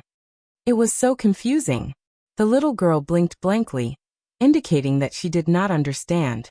Gu Yunshu explained, "This is cousin Yuanji, our eldest aunt's son. We met last year. Don't you remember?" "I still remember." Of course, The young lady did not remember. Last year, she was still lying in bed and sleeping most of the time. But her brother remembered. The young lady was heartbroken. What should I do? I forgot. My brain isn't working well. Pfft. Yundong could not help but laugh out loud. The others couldn't help but laugh, and turn their heads to look elsewhere. However, Yunshu patted her head in all seriousness. It's all right. I'll take you to see a doctor. Even if I have to go bankrupt, I'll cure you. Everyone was speechless. Anko could not stand it anymore and chased Yunshu away. Go go go. Don't lead your younger sister astray. Kiki is a child. It's normal for her to be unable to recognize someone after not seeing them for a year. Is that so? Yunshu turned to look at eldest sister. Yundong nodded and said to the young lady. Then can you get to know your cousin Yuanji again now? Okay. Yunka nodded obediently and walked to Bien Yuanji again. She widened her eyes and looked at him carefully, as if she would only stop if she remembered him. Yundong did not care, and let the three children play. She rubbed her neck and went into her room to take a shower. Unexpectedly, when she opened the door, she saw that the house was filled with all kinds of wild flowers. Aunt Ko had been following behind her. She leaned against the door frame and said leisurely, Kiki picked these. She talks about you every day. After spring, there are flowers at the foot of the mountain behind. She got Zhengyu to lead her to pick them. When Zhengyu is not free, she will look for Luan.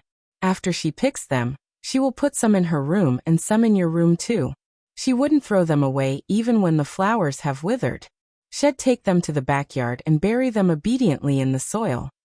Yundong's heart softened when she saw the room filled with all kinds of colors.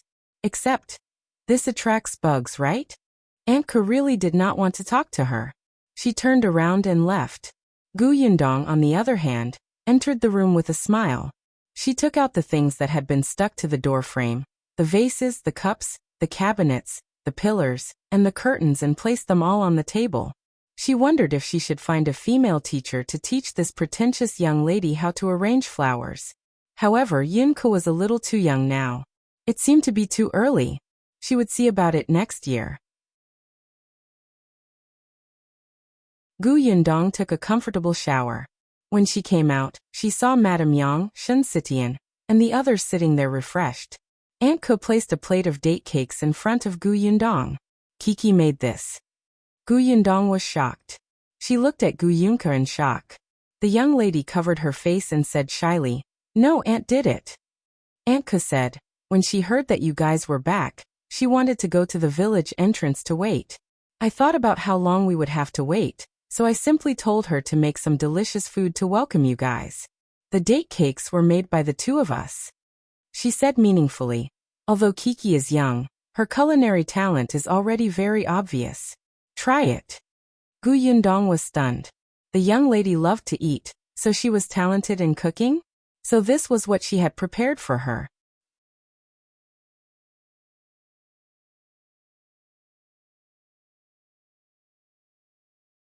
Chapter 386.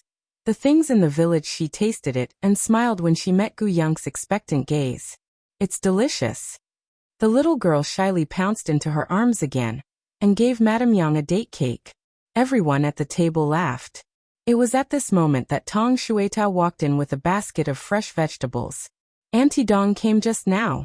She knew that Madame and young Miss were back and wanted to come and visit. However, seeing that it was already late, she was afraid of disturbing young Miss' rest, so she didn't come in. Instead, she stuffed this basket of vegetables over. Although the Gu family also had a backyard, it was used to refine white sugar. Even if they planted vegetables, they could only open up a small piece of land in a small corner.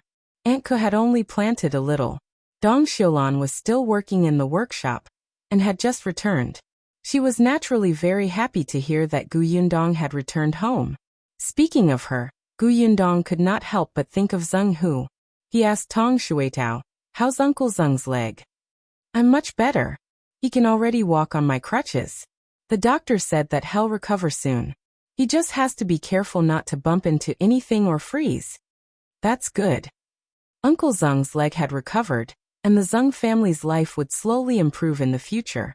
Aunt Ke told her about what had happened in the village after she left. After Feng Danning finished building Shao Qingyuan's house, he started building the workshop. It's almost done now. I'll go take a look tomorrow and see what's not good. They might be able to change it after thinking about it. The village chief's sister-in-law surnamed Feng. I heard that you rented her house for a period of time in the past? 2 months ago, the daughter got married and moved into town. It seems that her mother followed her. How can a married daughter bring her mother along? She's really reckless. Ahem, Tong Shuetao reminded her. Aunt, her mother rented another house in town and didn't live in the Wu family. That's still outrageous. Aunt Ke snorted coldly. She had asked around and found out that this mother-daughter pair had given Yundong's family a hard time. It was as if it was so amazing to have a dilapidated house. They even despised Gu Yundong and chased her out after she stayed for a few days. Tong Shuetao stopped talking. Aunt Ke continued. I heard that their house is now rented to another person, a man from town. I don't know what he's doing in the village. It's not easy to find out. Also, many people in the village are planting sugarcane now. I heard that when you collected sugarcane last year, you purchased from all the families in the nearby village. Those people earned money, so the villagers were a little envious. They asked Chen Liang to ask Shao Qingyuan if he would purchase their sugarcane if they planted it in the future. Shao Qingyuan said that as long as the sugarcane is good, we'll accept it. However, everyone doesn't dare to plant too much. Almost every family has some, but not a lot. By the way, a few days ago, many people came to inquire about when your workshop would be recruiting again. Not only did the villagers came to ask, but people from the neighboring villages also came to ask. Aunt Ke rambled on for a while, but Gu Yundong had just returned. She could talk about the rest another day. Seeing that it was getting late, she asked the Tong family to serve the meal first. Just as the dishes were served, Shao Qingyuan returned. He should have already returned home.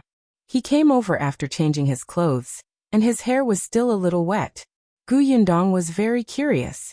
After dinner, she asked him impatiently, why did Mr. Qin look for you?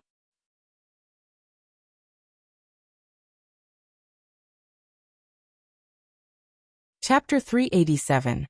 Seems to have flirted with Shao Qingyuan. Shao Qingyuan was actually also puzzled. When there were only the two of them, he said, Master Qin asked me about the situation deep in the mountains. The situation deep in the mountains? Why was Qin Wenzheng asking this? He wasn't going into the mountains, right? Even if he did, with his weak scholarly body, it wouldn't be enough. That's it. Shao Qingyuan nodded. He said that he likes to eat wild animals and wants to hunt by himself when he has the chance. The corners of Gu Yundong's mouth twitched. Qin Wenzheng was too unrealistic. He actually wanted to challenge such a difficult task. However, if it was difficult for him, what about her? Let's go deep into the mountains sometime. Gu Yundong wanted to see if she could find Bai Muzi. There were many good things in the mountains. Perhaps she could find something? Shao Qingyuan frowned. You're going too? Of course. No, it's too dangerous. Don't I have you? He could even bring Lu Wei out safely. She should at least be more reliable and smarter than Lu Wei, right? Shao Qingyuan was speechless. He lowered his head slightly. After a while, the corners of his mouth curled up for a moment. He said in a low voice, yes. Gu Yundong blinked and finally reacted. Could it be that she had accidentally flirted with him just now? In terms of relationships, she was still very inexperienced. At this moment, she was a little embarrassed. She cleared her throat and quickly changed the subject. By the way, why did you build a house just like mine? Don't you like houses like this? It'll be your home in the future anyway. Gu Yundong felt that he was flirting with her too, but her heart was very warm. The corners of her lips curled up as she looked at Shao Qingyuan. Actually, you can just build the house the way you think. There's no need to accommodate me. Shao Qingyuan frowned and thought for a moment before saying, I don't have any thoughts. Your thoughts will be mine in the future. You make it sound nice. It's true. Shao Qingyuan's expression was exceptionally sincere. Gu Yundong suddenly recalled the first time she met him. At that time, she had seen his indifferent eyes, as if he did not care about anything. Later on, when they met again in Yongfu village, he didn't seem to care about anything. He clearly had money on him, but his house was still the old house. He only had 2 sets of clothes, and the food he ate was extremely rough. He did not look like he was living a life at all. Now it was really different. He had changed a lot. She did not know if it was because of her that he had become warm. But Gu Yundong was happy with this change. At this thought, Gu Yundong looked up and smiled at him. I believe you. The corners of Shao Qingyuan's mouth curled up.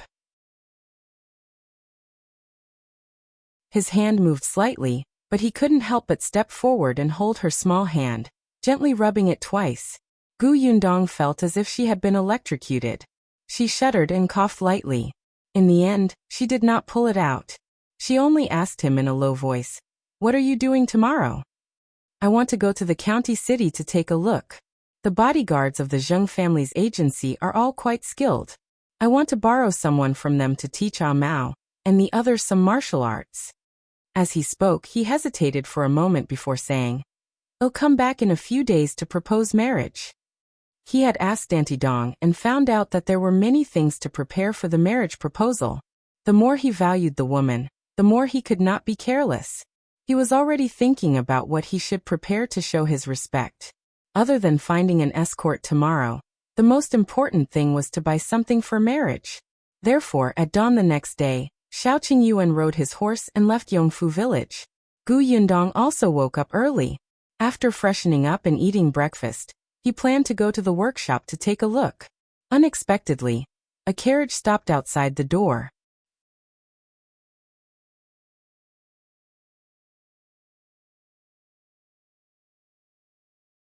Chapter 388. Going back on your words. Gu Yundong paused. The curtain of the carriage was lifted, revealing Qin Wenzheng's excited face. Didn't he say that he would come back in a few days? It had only been one night. As a teacher, how could he go back on his word? Gu Yundong's condemning gaze landed on him. After Qin Wenzheng got out of the carriage, he immediately said, "I'm here to bring the new student to school. I also came to ask you a few questions by the way." Gu Yundong chuckled. Why didn't he find a more convincing excuse? Isn't it a holiday today? Qin Wenzheng did not like Gu Yundong. Really, she did not know anything about the ways of the world. Must she say everything out aloud? This made him look like he was not very smart. Back then, he was the popular top scholar in the capital. Fortunately, Gu Yunshu and Bian Yuanji quickly ran out. They respected their teacher, Qin Wenzheng. They took him inside in awe. Bian Yuanji had heard from his cousin last night that she wanted him to study in school. He was so excited that he didn't sleep for half the night. He had been in the Gu family for nearly half a year, so he clearly understood what it meant to live under someone else's roof. Even though his cousin said that he would be her family from now on, he still had a line in his heart. He knew that he could not be willful, and could not take all the benefits for granted. He had already thought it through. He would do more work at home in the future. In any case, he was already familiar with it. Unexpectedly, as soon as they arrived in Fengkai County, and before he even entered the house, his cousin had already found a teacher for him. He also knew from Ashu how strict this teacher's standard for students was. Even if one had money, one might not be able to become his student. Many years ago, Teacher Qin was even a top scholar. In the past, even when he saw elementary scholar in his hometown, it was already very impressive. Not only did his cousin ask him to read and write, but she also spent so much effort to find such a good teacher. The house was good too. The blanket was warm. After Ashu fell asleep last night, he had actually cried secretly. He felt that the pain he had suffered previously was no longer important. Bian Yuanji was still a little nervous when he saw Master Qin. Fortunately, Qin Wenzheng was quite patient with his students. He asked a few gentle questions and learned the general situation. He asked him to go to school with Gu Yunshu tomorrow. Knowing that he felt a little inferior and uneasy, the teacher even praised him. Sure enough, Bian Yuanji immediately smiled shyly and foolishly before he was pulled away by Gu Yunshu. When Qin Wenzheng saw them leave, he immediately went to look for Gu Yundong. Come on, tell me how to get started with the new painting method. Were you really the one who drew the wanted poster in the prefecture capital? How long have you taught Yunshu? Why do I feel that something is wrong when I draw it? Actually, Yundong had wanted to leave quietly when he was talking to Yunshu and Yuanji. She had just returned to the village and had a lot of things to do. However, Qin Wenzheng was eyeing her covetously. From time to time, he would look at her. As long as she showed signs of leaving, he would immediately stand up and follow her. Yundong could only wait for him to finish speaking to Bian Yuanji. Regarding Qin Wenzheng's question, Yundong did not intend to answer him in detail. She simply took out a charcoal pencil and paper and started drawing in front of him. She would draw the simple ones first, such as the square box in front of her, and then draw people. Qin Wenzheng was known as a young genius. He was already a top scholar at a young age. It was better to show him in detail. Yundong felt that he would be able to understand it better this way.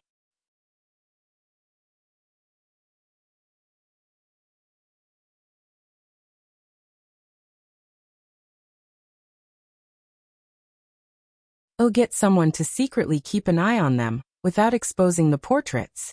Yundong nodded and lowered his head to continue drawing. Qin Wenzheng said, "Moreover, according to you, the commander your father met back then was Commander Zhao from the Xuanhe Prefecture. Ever since he contributed to pacifying the chaos, he has already gone to the capital.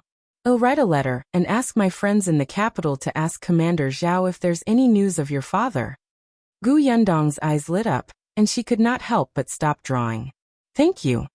There's no need. Actually, you said that your father only left Qingyuan Prefecture half a month after quelling the chaos. He must have confirmed that you were not there, and even learned about your whereabouts. There are only two places he can go. One is Gu Village, and the other is Xuanhe Prefecture." Yundong thought so too. If her father was in Xuanhe Prefecture, using Qin Wenzheng's help would naturally be better than finding a needle in a haystack. She finished drawing the portraits and handed them to Qin Wenzheng. Before he left, she couldn't help but ask,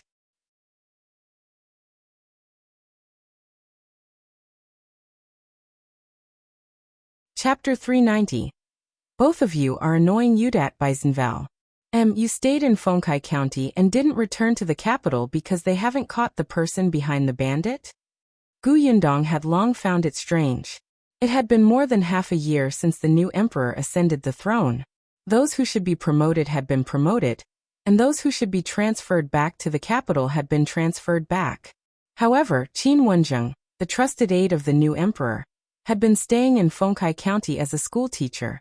No matter how she thought about it, it was wrong. Qin Wenzheng suddenly looked up and glared at her with his sharp eyes. He did not admit or deny it. He only lowered his voice and warned, "Don't get involved in these things." Yundong immediately made an oath. "Of course I won't get involved.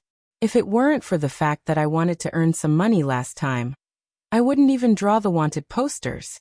I'm regretting it now. I still have a family to take care of. Don't look for me when you fight and kill." What a coward. Of course. She still looked very proud. Qin Wenzheng had never seen such a shameless woman. He was so angry that he almost wanted to throw the paintings in his hand back to her. However, Yundong was not done yet. She said seriously, "As for you, my younger brother and cousin are still studying in your school. Don't implicate them." She was considering whether to change schools. Qin Wenzheng was almost angered to death by her. "I have a wife and daughter to take care of myself. I won't do anything dangerous." "That's good." Qin Wenzheng turned around and left. Yunshu was clearly righteous. Why was his sister like this? By the way, Yunshu kept saying that he wanted to learn from his elder sister. It seemed that Qin Wenzheng had to think of a way to correct his thoughts in the future. Yundong raised her eyebrows and finally left. She could finally go out. However, Yundong, who had only taken a few steps out of the door, was shocked by the carriage that almost hit her. She took a few steps back. Lu Wei was here. Why were all of them like this? Didn't they just meet yesterday? Lu Wei jumped down from the carriage in high spirits. "Yundong, I'm here to check on the workshop. You don't know, but I've been watching over the workshop while you and Shao Qingyuan were away. This has already become a habit. I feel uncomfortable if I don't come." He even stretched his arms and looked very dedicated. I thought that since this workshop is going to stop running in a few days, I might as well end it well. At the same time, I can tell you about the situation in the workshop during this period of time. Oh right, when I go back later, give me 2 handfuls of dried bamboo shoots you brought back from Yongning Prefecture.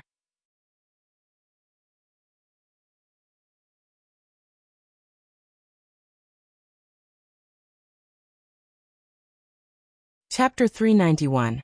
My surname is Jiang.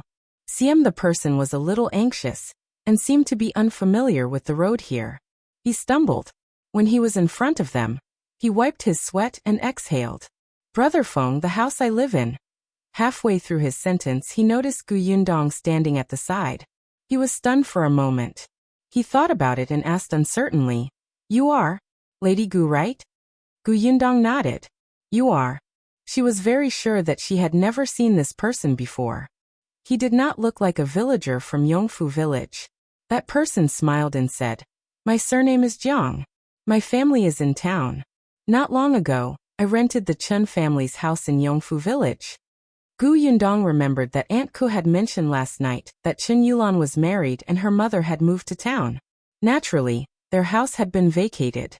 In the end, someone from town came to Yongfu village and rented the house. So this was it.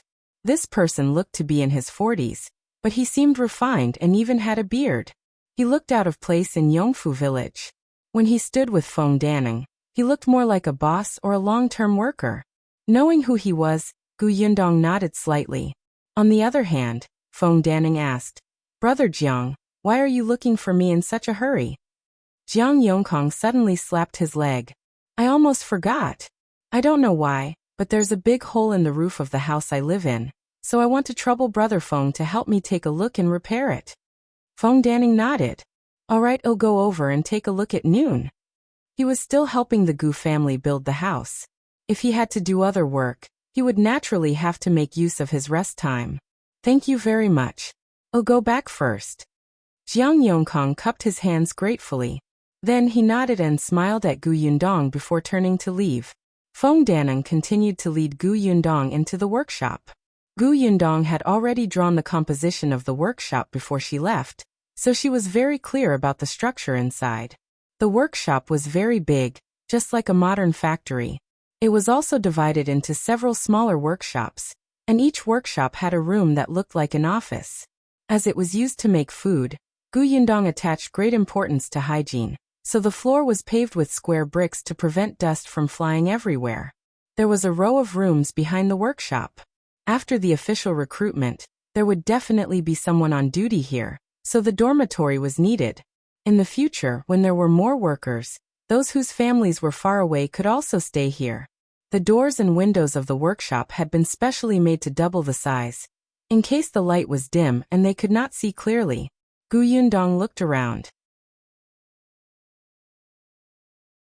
Other than some details that had been modified according to the local conditions, everything had been built according to the diagram she had drawn.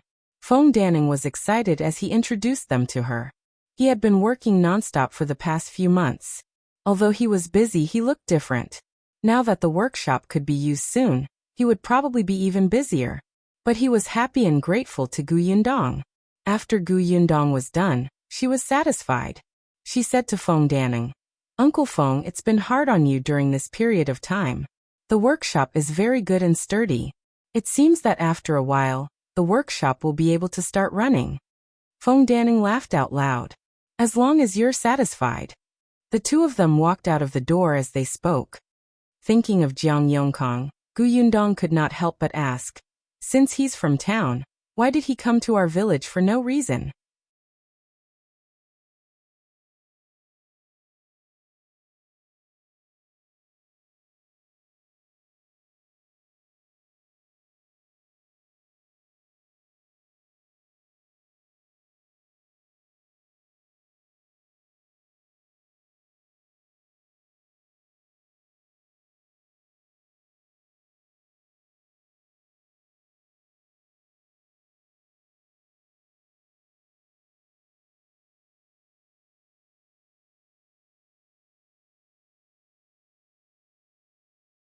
Chapter 395. What attitude? Box novel. CM Gu Yundong was stunned and a little confused. Yes, Sitian is my friend. She just came to Yongfu village and is unfamiliar with this place. It's not safe for her to live alone outside. Besides, she doesn't have much money on her. It's not easy for her to build a house. If she doesn't have money, lend it to her. Aunt Ku expected better from her. When did you become a bodhisattva who saves all living beings from suffering? You took her in when she was homeless. Aren't you afraid of causing trouble for yourself? Gu Yundong blinked and asked uncertainly. Did Shen Sitian offend Aunt? Not really. Then how? She looked like she wanted to chase the woman away. Aunt Ku took a deep breath. Are you really stupid or are you pretending to be stupid? Shen Sitian is so good looking. She has breasts and buttocks. You're like a little bean sprout in front of her. You're completely inferior to her. Why was she just a bean sprout? She had been growing very well recently, okay? Moreover, her face was not bad either. Why did it seem to Aunt Ku that she was still the sloppy little girl who had fled to her house half a year ago? That's right, Aunt Ku had already fixed Gu Yundong's image. No matter how well she dressed up, she still felt that Gu Yundong was the same person whose gender was uncertain. You have to be more careful. Shao Qingyuan is successful now and he's tall. Such a handsome man hasn't gotten married yet. Those girls in the village must be blind. That Miss Shen looks smart. What if she steals your man? Gu Yundong was speechless. So that's what you're worried about? She didn't know whether to laugh or cry. Aunt, that's impossible. It's impossible between the two of them. You're still laughing. You have to be wary of others. I'm doing this for your own good. Gu Yundong quickly restrained her expression, but she still looked helpless. I know that Aunt is doing this for my own good, but Sitian is different. You don't know what she has experienced in the past. Moreover, she's afraid of Shao Qingyuan and avoids him like the plague. She's probably like those blind girls in the village, right? Back in Gu village, it was Shao Qingyuan who contacted Shen Sitian first, and the two of them cooperated happily at that time. Shen Sitian was not afraid of Shao Qingyuan. She only wanted revenge. In addition, she had been Gu Gang's concubine for a period of time. Although she did not say it, Gu Yundong knew that she had an inferiority complex. The girl felt that she was dirty. Later on she met Zhou Dafu and his son on the way. Shen Sitian saw Shao Qingyuan throw the child onto the horse with her own eyes. He didn't care if the kid would be thrown off or stepped on until he turned into a meat patty.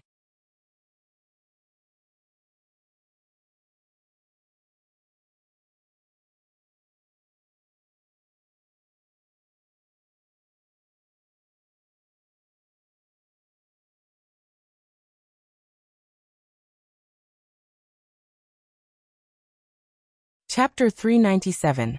Marriage Proposals in Val. CM Yundong. Madame Dong smiled at her. I'm actually here today to propose marriage for Qingyuan. Logically speaking, the marriage proposal should have been discussed between the elders of both sides. However, you know Qingyuan's situation. I watched him grow up, so I'm taking advantage of him now and acting as his elder.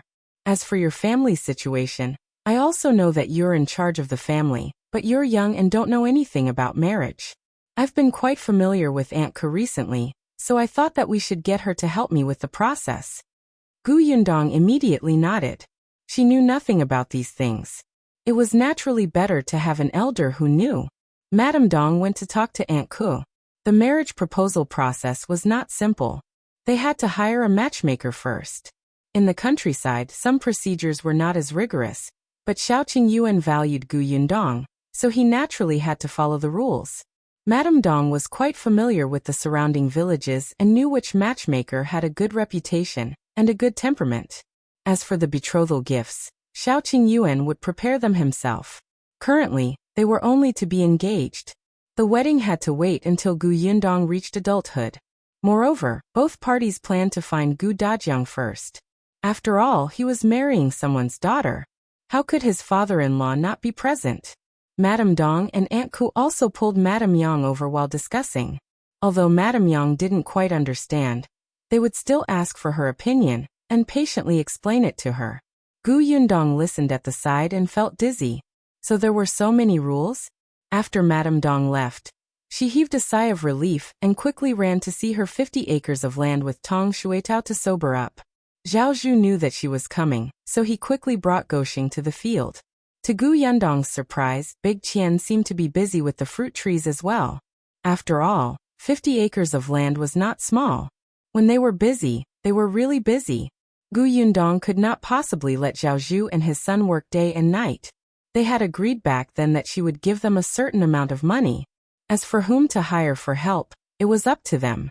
During the large-scale planting, Zhao Zhu had indeed hired many people. Now that he was no longer as busy, he was the only one working with Goxing and Big Qian. Zhao Zhu had surrounded the 50 acres of orchard with a fence. There were also 2 dogs inside, looking very fierce. However, when they saw Zhao Zhu and the others, the 2 dogs still obediently ran over. Zhao Zhu made them acknowledge Gu Yundong before leading them inside. The orchard was now divided into pieces. There were loquats, mulberries, cherries, strawberries, and peaches.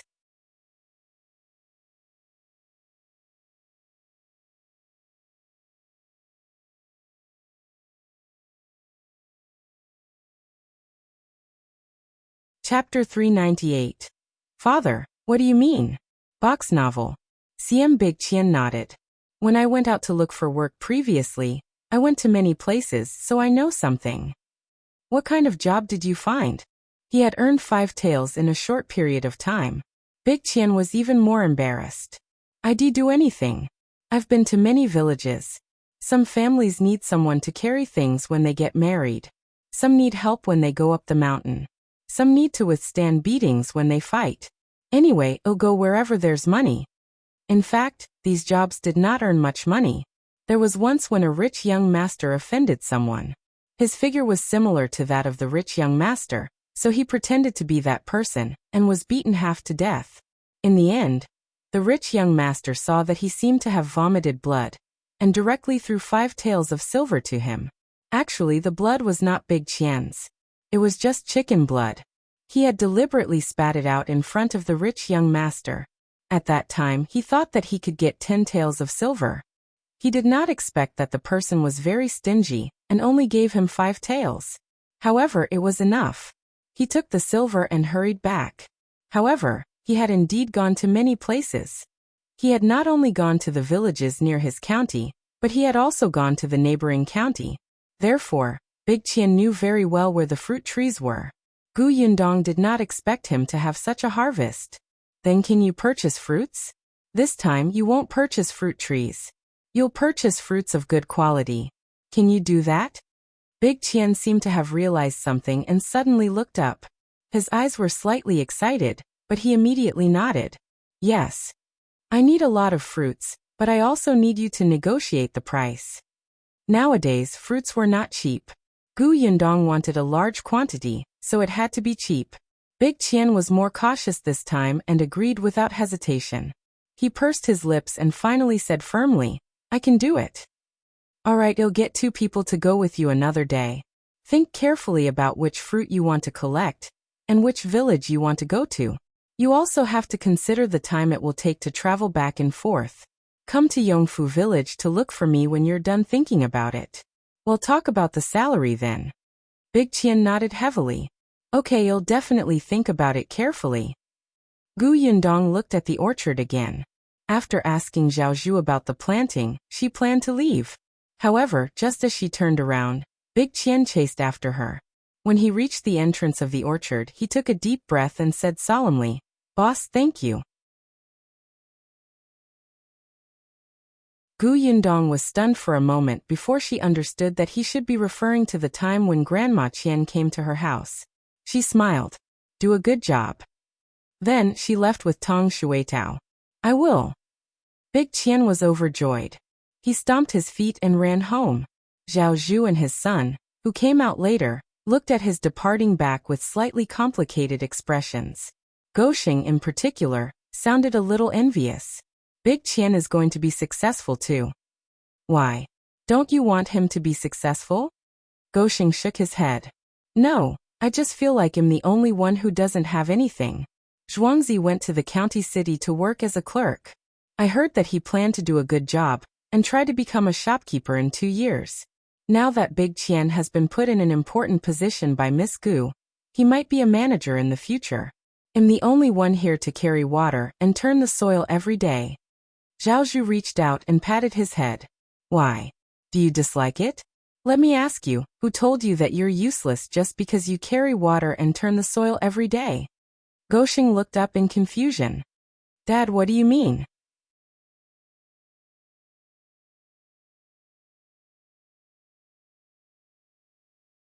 Chapter 399. Send you to learn martial arts in Val. CM Zhao Zhu looked at his son's ignorant expression and sighed inwardly. It was his fault.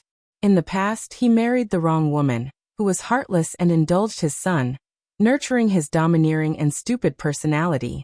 However, when he saw that, he only hit and scolded his son when his son caused trouble. He had never thought that the father and son should have a good talk. Fortunately, it was not too late. Upon hearing his son's question, Zhao Zhu patiently explained. Miss Gu has built a new workshop and is purchasing so many fruits. She will definitely be in the fruit business next. Now that the fruits outside are expensive, she bought an orchard and planted them herself. Just watch. In the future, her orchard will definitely not only be 50 acres here. It will expand. If you manage the orchard well and the fruits grow well, you might become the manager of the orchard in the future. Gosheng was stunned for a moment. Then it dawned on him. He slapped his thigh hard and said, Why didn't I think of that? Dad, you're amazing. You even thought of that. Facing Gaosheng's worshipful gaze, Zhao Zhu felt proud and sad. Could his son really become a manager like this? Forget it, forget it. It was not too late to teach his son something while he was still young. The father and son talked as they walked home. Gosheng was no longer disappointed. His father was right. Everyone had their own path to walk. His current goal was to become the manager of the orchard. At this moment, Tong Shuetao was also asking this question. Gu Yundong's thoughts coincided with Zhao Zhu's. However, what she valued now was not Gosheng, but Zhao Zhu. Tong Shuetao did not fully understand, but she seemed to have thought of something else and quickly said, Then miss, how can I help? Don't you think I'm strong? Can I follow them to purchase fruits? I can carry 2 big boxes alone. Gu Yundong raised his eyebrows. You want to purchase fruits? I just think that Big Qian looks like a weak chicken and is easy to beat up. I can help him. Gu Yundong fell into deep thought. Tong Shuetao asked again, Miss, can I go? Shuetao, do you like martial arts? Tong Shuetao was stunned. Why did the topic change so quickly? However, she still nodded quickly. I like it. I've been strong since I was young. At that time, I thought that since I can't be a little woman, I'll be a heroine. Unfortunately, she was just a servant and could only carry water and chop firewood. Gu Yundong said, Brother Shao has been looking for bodyguards to teach Mao and the other 3 martial arts. If you're interested, you can learn with them. However, you're a girl after all, so it's a little inconvenient. It's convenient.